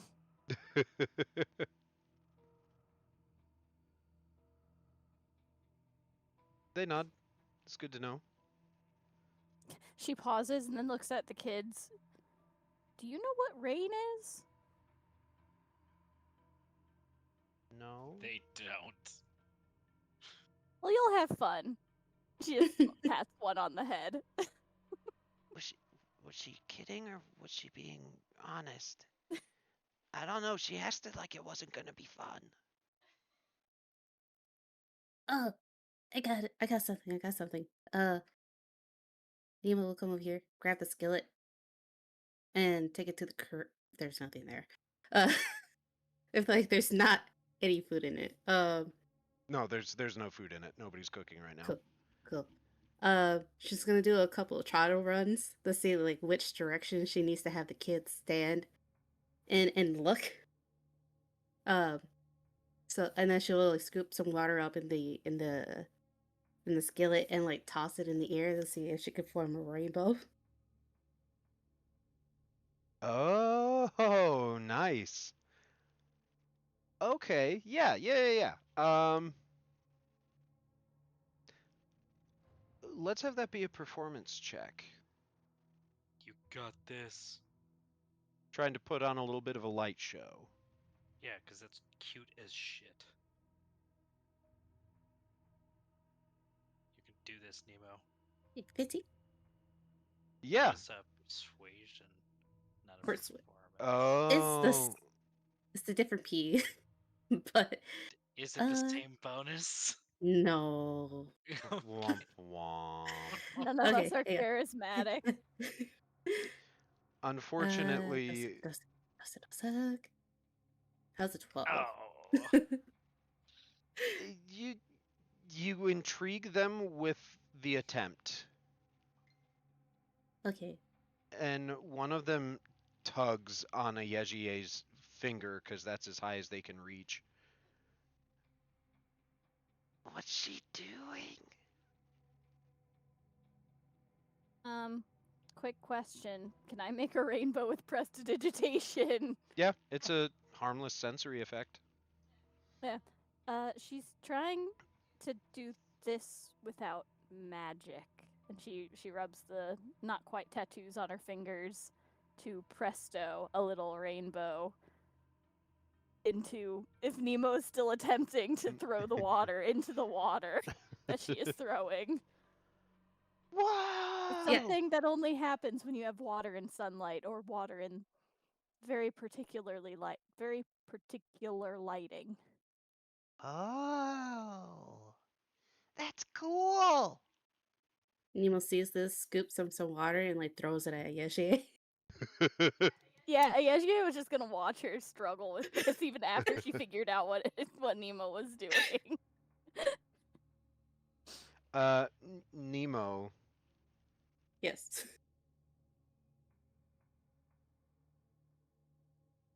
1 second. A rock bounces next to your foot, and the other three that did not throw the only one of them threw a rock at you. The other three just swarm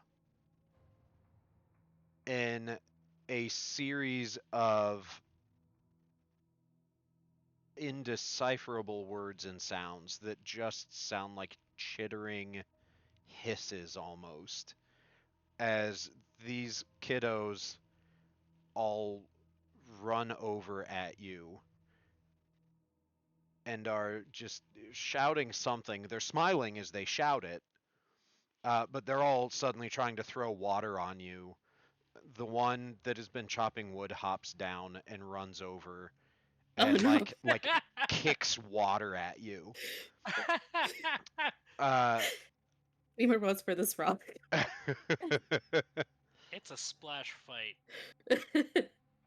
And basically, they're all screaming at you, "You leave her alone! She was trying to help! You're being mean! Stop picking on her! Pick on someone your own size!" The image of Nemo trying to pick on Ayejie, 1, very funny. 2, Ayejie feels a bit like the Wicked Witch of the West, like, yes, go, kill my flying monkeys. Fly, my piggies, fly! So She lets it go on for a few moments before saving Nemo and explaining that they're friends and this is, how they interact with each other sometimes. All in Goblin, so Nemo can't know that she thinks they're friends. Thank goodness. As this is happening by this point, Nemo, these children are actually climbing on you and like trying to pull you down to the ground. They are Oh, actually okay. trying to swarm you. The one that Uh, picked water does have like a tiny little sliver of a piece of firewood log, and it's just like gently thumping you with it as if beating you with a club, but like it's harmless. They're not actually okay. putting force into it. Um, Nemo's gonna put on a show and die in front of these kids. Yejier was going to in comments say it may be best if you if you surrender. Oh, she is gonna Cole is laughing his ass off this whole time. Yejier is gonna try to get as close to Nemo's ear as possible to whisper the goblin for I surrender. I was actually going to Unless find that. Nemo knows it already. It's not quite Briarch in Yvard. Nope. God dang it, where is it? I have it. It's somewhere. Will it be a Uh, performance check to actually just play dead? And yes. we have these kids think that she actually died. Absolutely, yes, it will. Nat 20, they're traumatized.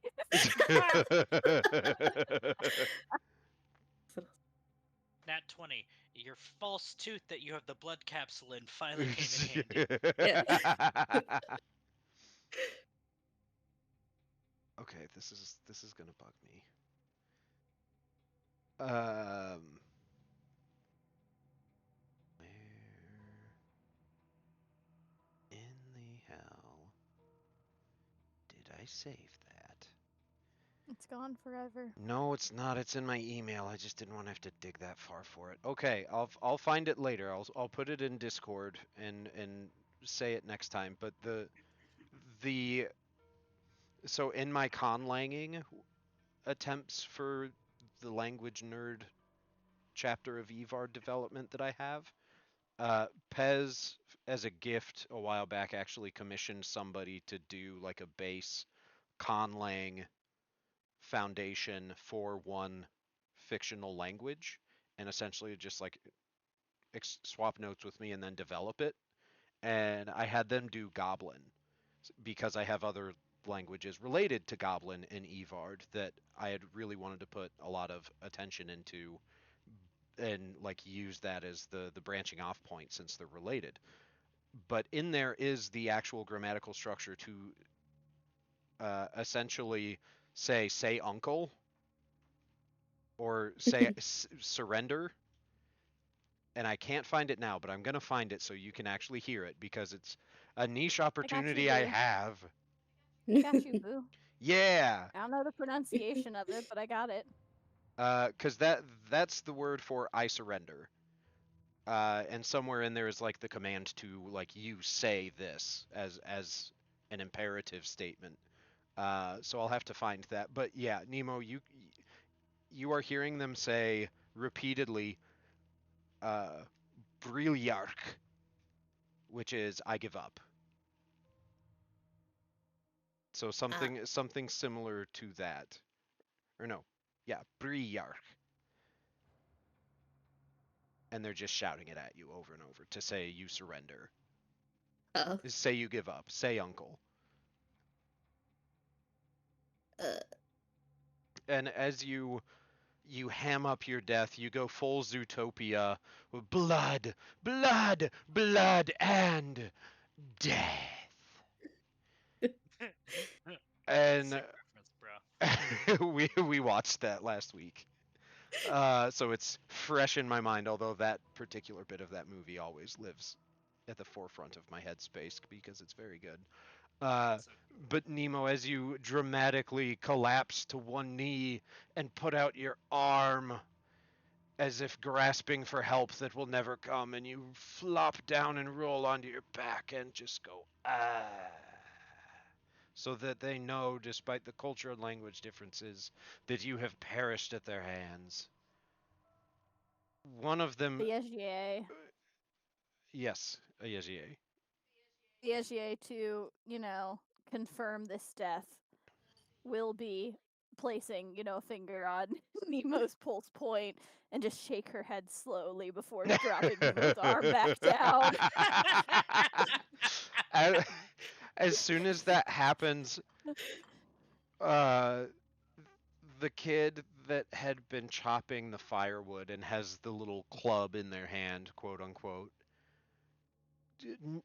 admittedly nothing gentle about this, leaps up onto Nemo's stomach and just like lands kind of hard. Nemo, it's very much a sort of a moment, and they just like All slam Tomcat. down onto your gut, hands down in the air, weapon raised, just going ah! The best tiny little child goblin battle cry.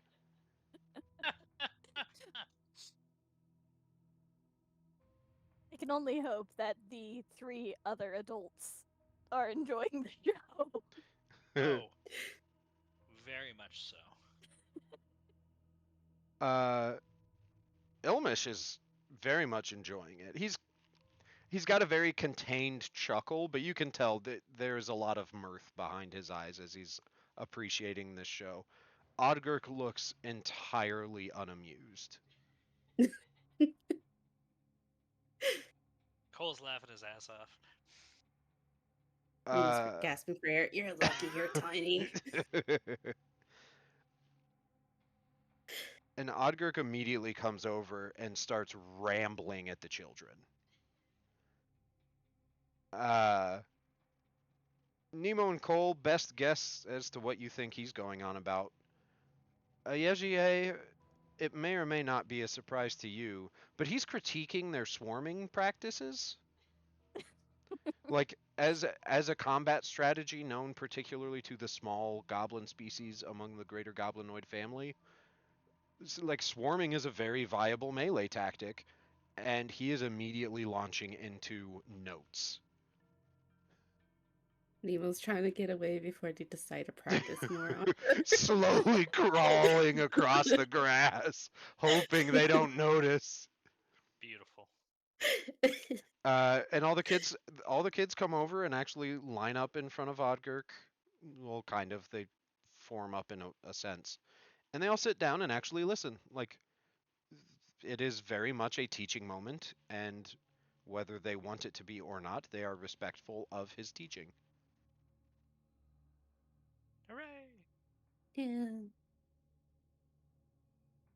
Nemo mom's Cole, next time you play dead.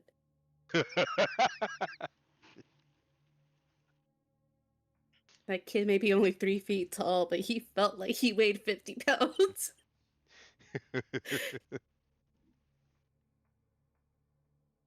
I wasn't the one who started it.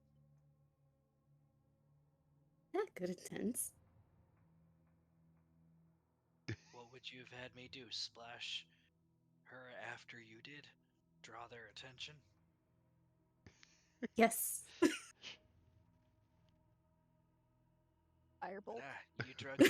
Fireball. You draw Oh. fire, I return fire.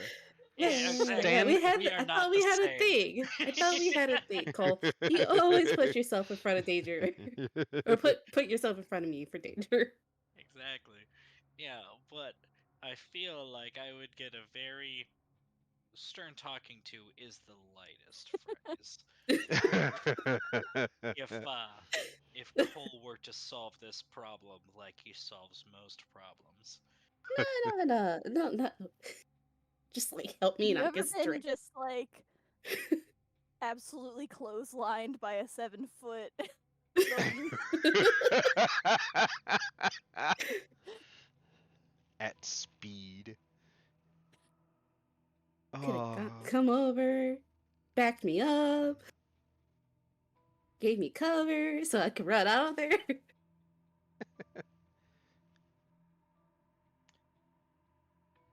So I was looking at my spells of something that might add fun to the situation, but none of them made sense. Zero fun, sir.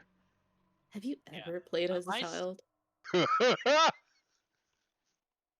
Oh wow, that's okay. How much longer we got in this session, he says. Um, Therapy starts. so like, fun fact: Cole actually has a soft spot for children. Um, that's like why he did like the control flames with them the last couple times they met.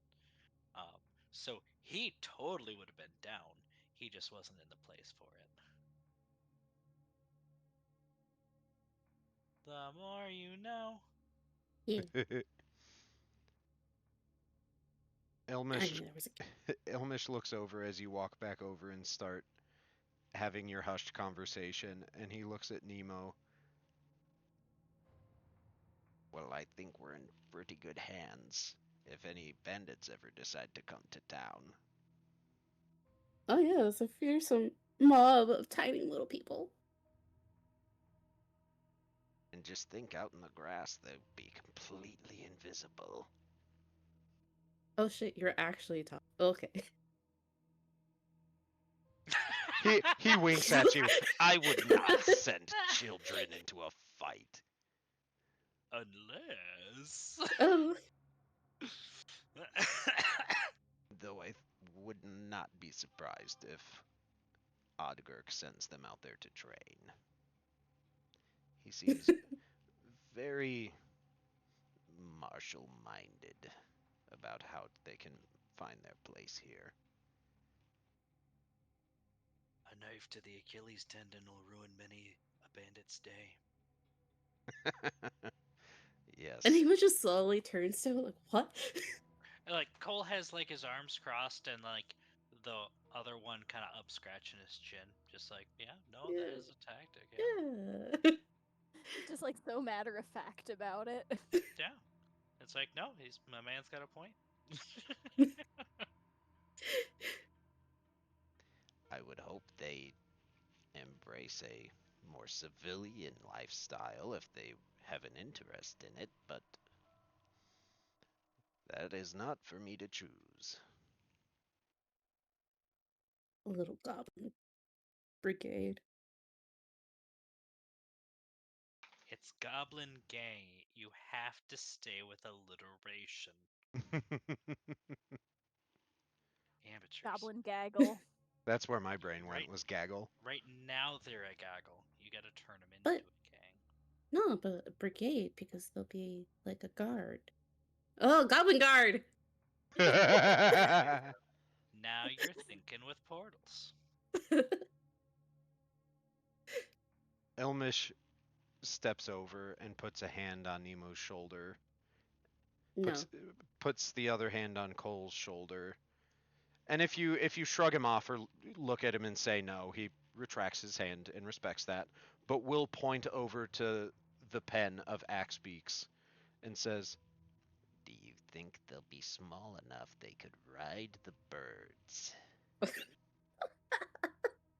Cole will take another look at that axe beaks before turning back to him, and with all seriousness going, absolutely.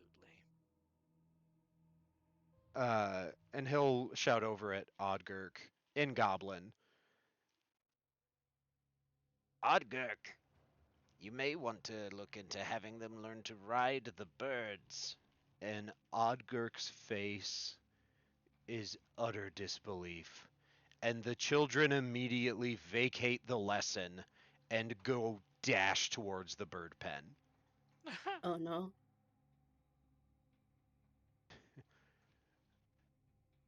No, not now! Yeah. Full chaos has ensued. And You the almost killed the gaggle. Ishmael is an agent of chaos. My word for it.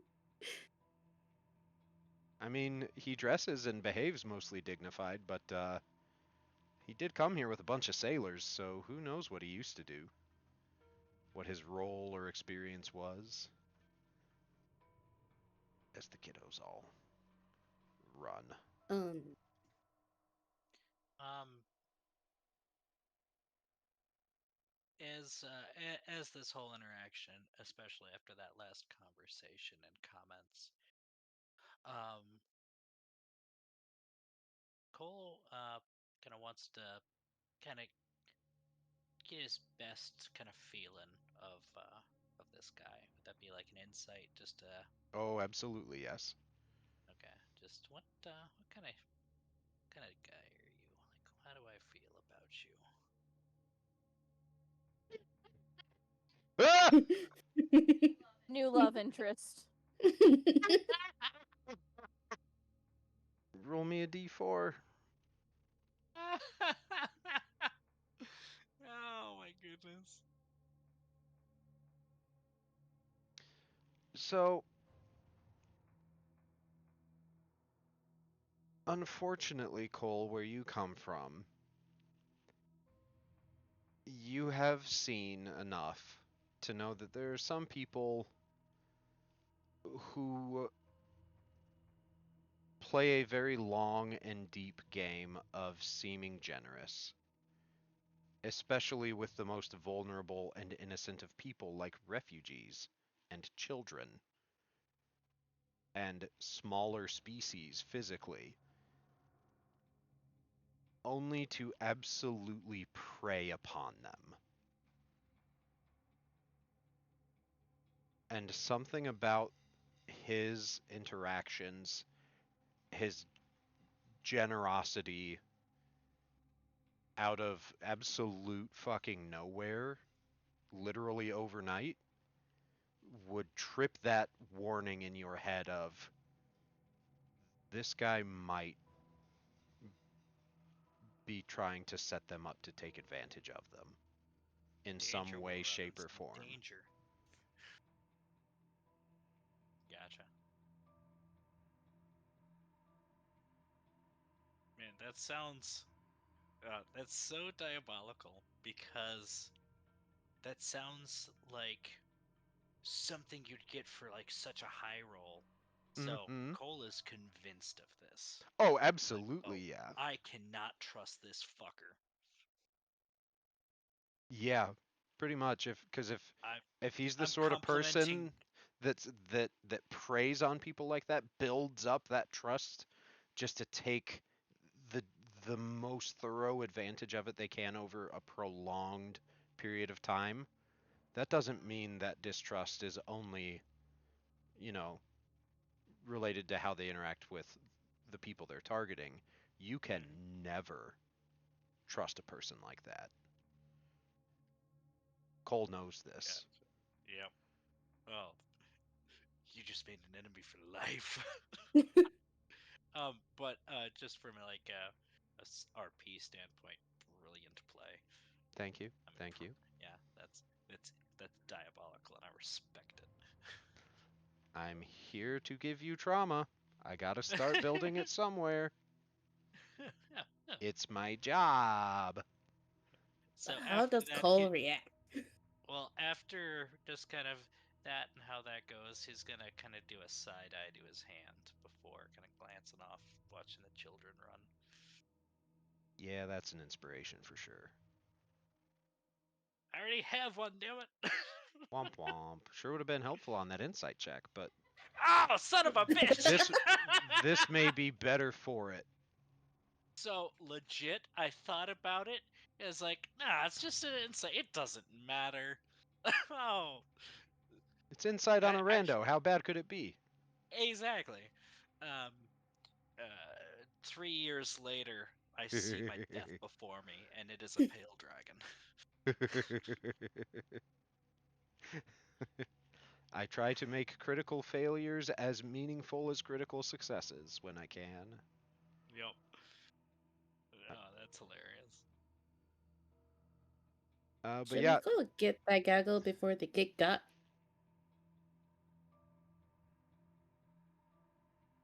Nemo asks loudly. mm, probably. I I don't. do not know those birds very well, so we should probably keep the children away. They're gonna become kibble. Uh, Anima tries to climb up this. oh yeah, that's either an acrobatics or an athletics then. Oh, I was gonna say Yeshie can come heft her. She'd probably be slowly lumbering over to the kids anyway. Odgurk, meanwhile, frantically running around the long way. Yeshie's just doing like the linked hands, put a boot in, whoop. Yeah, yeah, that's fair enough. No checks needed then. If a bird attacks, Cole knows what he's doing. We're having chicken tonight. Making rotisserie. God damn right he is. No, the birds are like a little like startled, but they seem really docile. Like the kids screeching and running about in the pen all around their feet trying to like climb on top of them. The birds aren't actually making a huge fuss about it. They're just trying to avoid it. Good burbs. They're good burps.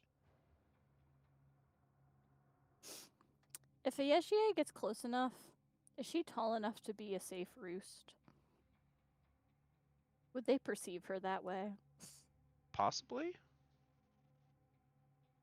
That would depend on whether or not axbeaks are a roosting sort of bird, as far as like if they would want to roost on your shoulder. If you held your arms Also, out, probably far more likely. But like, like what size of bird are these? Like, I was picturing like emu or cassowary a size. like somewhat smaller than that, somewhere between that and like a crane. Okay. I don't think she could hold her arms straight out and have one land on like her forearm, but she can like essentially put her hands on her hips so that her upper arms are available for a high perch. Yeah. Oh, think like secretary bird. Also similarly proportioned. I was just about to say shoebill. Ugh. You tell me that's not an axbeak. That's so creepy. Oh, hi Carl. Combat Carl in the chat. Uh, Hi. Buffalo chicken dip, hell yeah. But also says average height for them would be about 2 to 4 feet tall. Yeah. Huh. So these ones are more on like the 3.5, 4 foot range.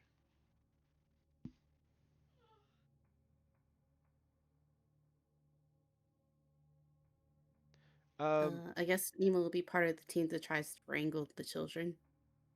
Okay. One of you go ahead and make an animal handling check. Because wrangling the children will involve having to handle the animals at least somewhat. Oh, yeah. Oh yeah, Shay, would you like for me to give you a advantage? Would you like a hand with these birds? Yeah. Yeshie will take help. She wasn't like bad with the birds earlier, but she wasn't great with them. So whether it's attempting to keep the children away or attempting to get the birds up. Yeah. Yeah, you grab the bird, I grab the kid. Oh, not too bad. No, they don't seem to have quite as strong of a flocking instinct as some of the bipedal soars that you're used to that are like social species, like a Gallimimus or something similar. Uh, but they kind of get it that that's what you're trying to do, and so they move away while Nemo attempts to shuffle the kids through, and Odgurk berates them, an angry goblin, mostly just for being impulsive and losing control of themselves. He doesn't care that they came to see the Abandoning birds. lesson. It was mostly that they lost control of themselves. They were too excited and couldn't hold their shit together. That's what he's angry about.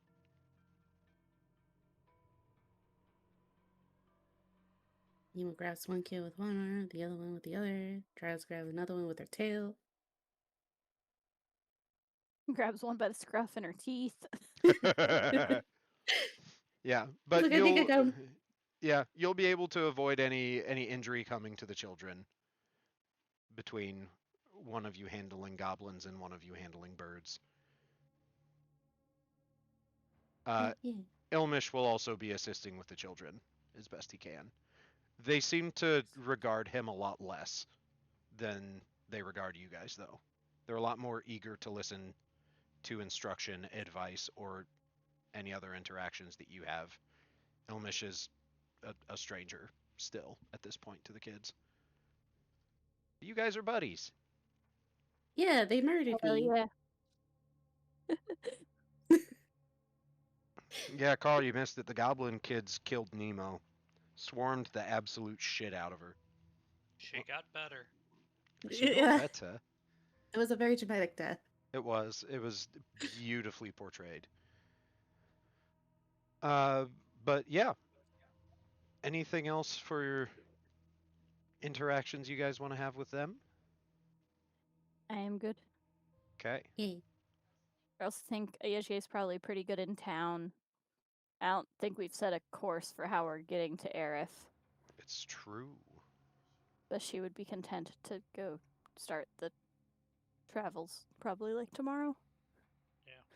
Yeah. In game, not in real life. Fair. Um, in that case, I am going to pull up the world map just so I know what to plan for. But we will finally be leaving Darbiton. Hooray! It would help if I open the world map and put you guys on it too, wouldn't it? Maybe. Just might maybe be helpful. Okay. So you guys are in Darbiton. The road that brought you all into town was uh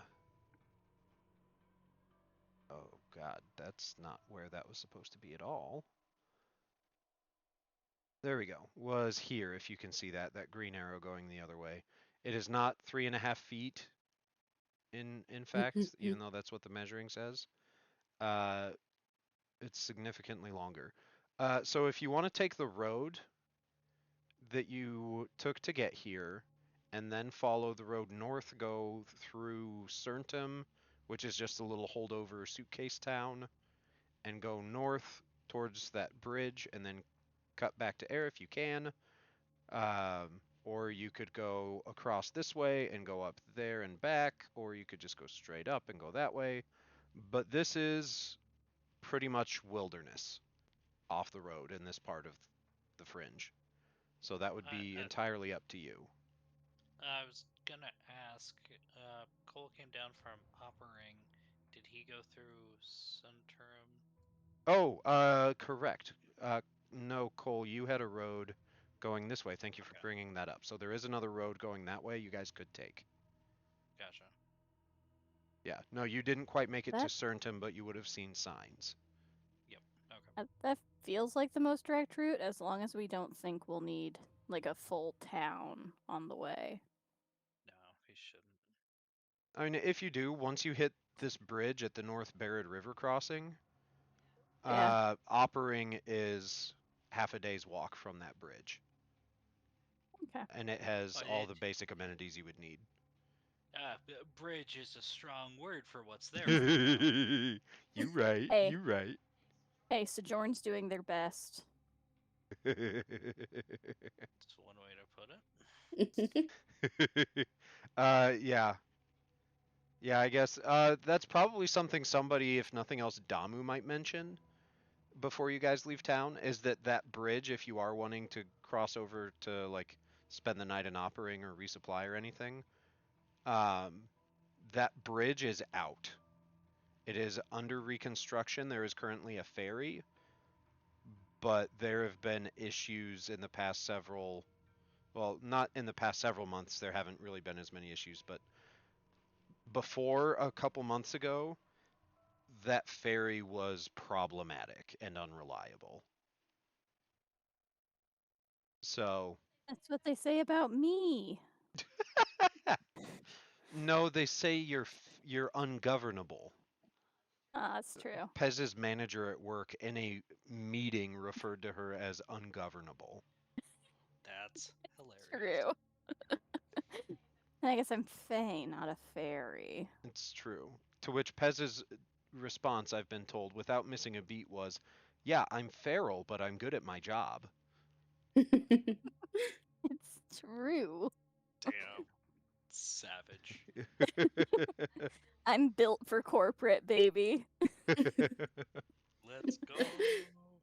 Ayejie has no issue going through the wilderness, but it's like she's kind of been there, done that. She doesn't have a strong desire to continue going through the wilderness if there's literally a road like right here. So I am happy going up towards Oppering and then west to Aerith unless people have a reason not to. Doing the that route. That would be my That- vote. That's the route Cole suggests because he literally traveled that. And it just seems over the a week ago. shortest. Yeah, it should be. So Cole At is least with a from road. Offering? No, he traveled down from Oppering.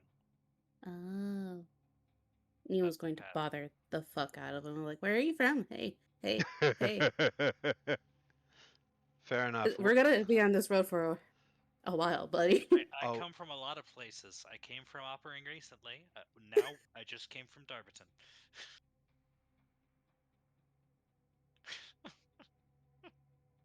How many hexes in a day? On the main roads, 3 hexes is an average travel day,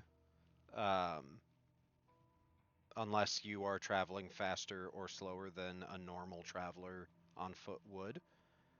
Okay. Uh, So it'd be like 5 days to a weekish. yeah, with We're walking?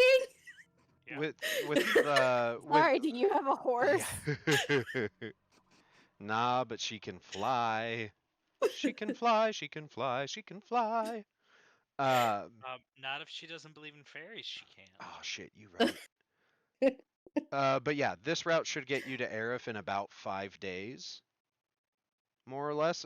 It it would technically be fastest and shortest if you cut through the countryside and just hit this big road that spans the fringe from east to west is the Good King's Road, is what it's called. It is the biggest roadway in this part of the world.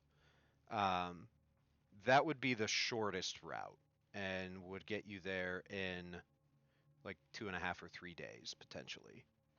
I mean, we don't have a wagon, so it would be easier to do now than True. if we had like any sort of wagon or cart. Yeah, if Yeah. you had a vehicle or even like a horse or a mule, this wilderness is incredibly difficult on any of those things. The terrain is really hard. It's full of secret potholes that can break your horse's legs. But if you're just on foot, it's a little bit easier to do safely. So, Yeah. So yeah, might as well do that. Cut our time in half. And since it's going straight north, essentially, we shouldn't really get lost. yeah. Shouldn't being the operative. I don't have keen mind, okay? I'm not gonna say I definitely know which way north is. That's what I'm saying. Well, and to quote another D&D campaign group that's out there in the world, north is whichever way you're facing. So. Oh no. I do not know that reference, but I know that mistake. I do, with my Matavian upbringing, have an excellent memory of maps and geography, and I can recall the general layout of terrain, settlements, and other features around me. Yep. So, I feel like I would be confident in navigating. Yes, I was pretty certain you would. Like if you are making the survival checks to navigate for this trip, or at least the first day and a half, 2 days that you're in the wilderness, you will have an easier DC than the other two. There's no caravan service. Like how she got here. I was gonna say this. The reason that Ayejie didn't originally suggest just going straight through the wilderness is she's like, these don't seem like wilderness folk. These are city folk. If you inquire, there aren't a lot of caravans really coming into Darbiton. Once you hit this north-south road from oh, for fuck's sake. Once you hit this road and going down here, that's called the Golden Tradeway. That you could probably at least encounter caravans and see if they'd take you on. But that's all up to chance with a lot of variables and would probably cost money. Not as far.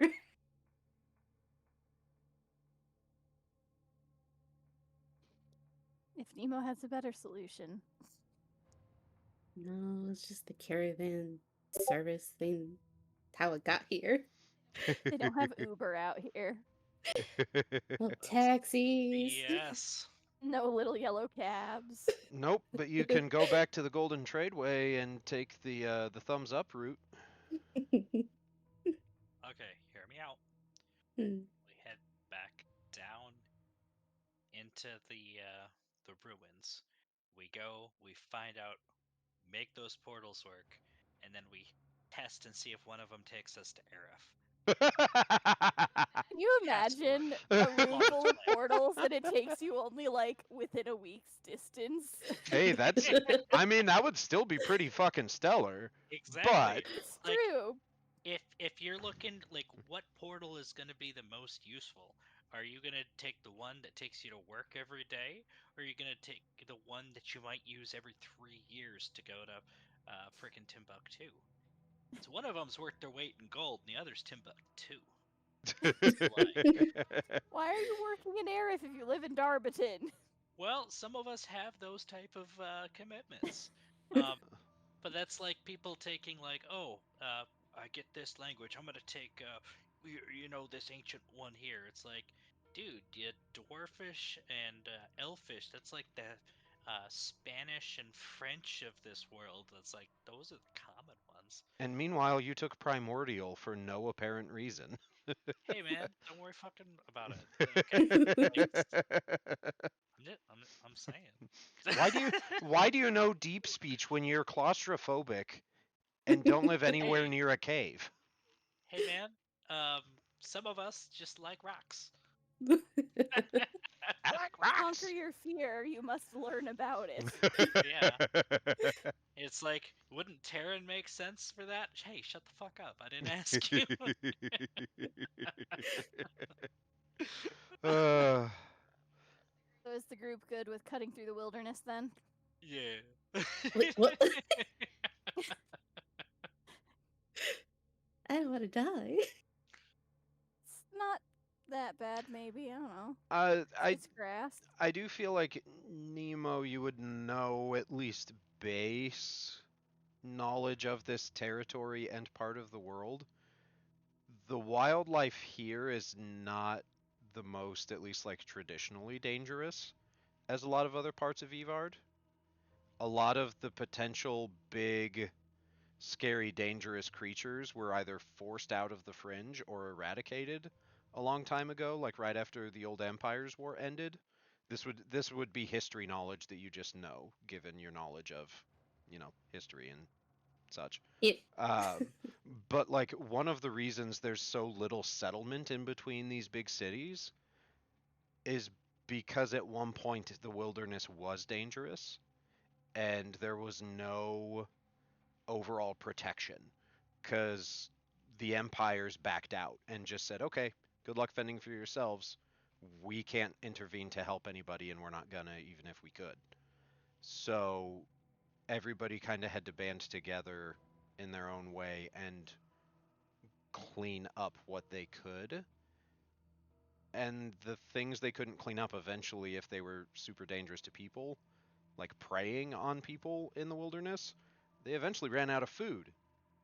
So most of the big dangers out there aren't so much big monsters as like People. people or like giant herds of herbivores that can still be aggressive. Like the Fringe has bison herds. The Fringe has auroch herds, which aurochs are fucking scary. They are super aggressive. Um, but Allegedly. mostly it's the elements or smaller things like, you know, Prairie dog holes. yeah, snakes or terrain dangers that you can't see in the prairie grasses. So at least as far as like traditional dangers somebody not used to the wilderness would think of, this would not be the most dangerous stretch you could walk through. You just want to make sure you're not, stepping in a snake hole or accidentally walking into the backside of an auroch and starting a stampede facing your direction. So a snake hole, it's called a cloaca. It's a multi-duty Oh, orifice. for fuck's sake. You're right. I'm sorry. I know this. I fucked up. Uh, Expect better from you, Wolf. okay. Well, I'll hopefully have more brain juice next week and I'll get my character voices straight. Nemo will sadly just go along with what the general consensus is. She doesn't know how to survive in the wild. You'll be okay. Fair enough. One of the people you're traveling with was literally born and raised in the wild, and the other is Cole. Um,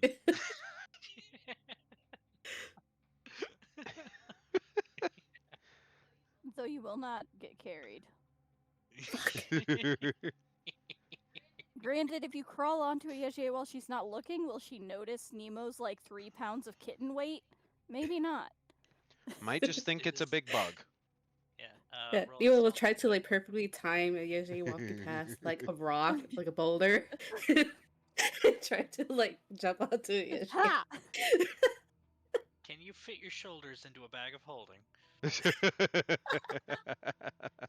Just Nemo, only shoulders and head out of the bag of holding, like little paws out. Like a Just chihuahua in a purse. Yes. Okay, I Excellent. know what you have to draw next. Excellent. Well, I'm excited to see where all these travel shenanigans go, but we will pick up next time with you guys hitting the road and making your way to the next chapter of your adventure in Aerith. But we'll go ahead and call that for tonight. We have wrapped up our Darbiton time, and I'm excited for y'all to get to Aerith because it is a very fun place for me, the DM. Near and dear to my heart. A lot of history in Evard, but also a lot of history in previous campaigns of player activity. A lot of stuff about Aerith has been shaped by the decisions of Pez and previous players who were there. it true. Gonna be a fun time. Yeah. Mhm. So I'm excited. I'm looking forward to it. So y'all take care. Have a good night. Thanks for playing. Um, Thanks, Olf. as far as I Thank know, you. Well, same time, same place next week. hell yeah. Bye, chat. Oh, Bye, yeah. Olf. Bye, Bye, friends. friends. Bye. Bye. Bye. And bye, friends, and Cole.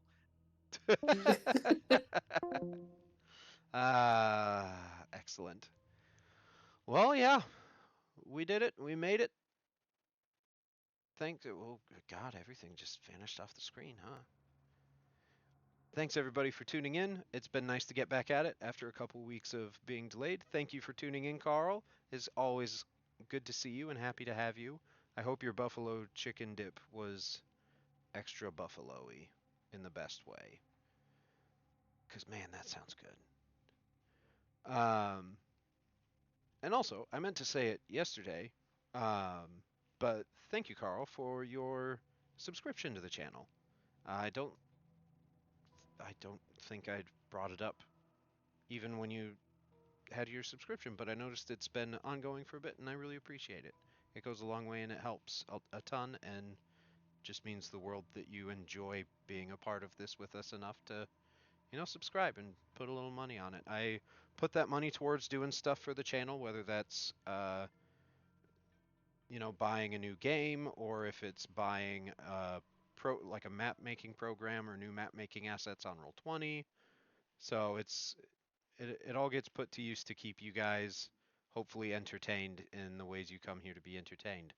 So, yeah, just great big thank you from me.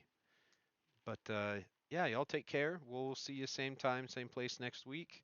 and we'll see what they get up to when they're out in the boonies. Till then, take care and stay tuned. There will be more to follow.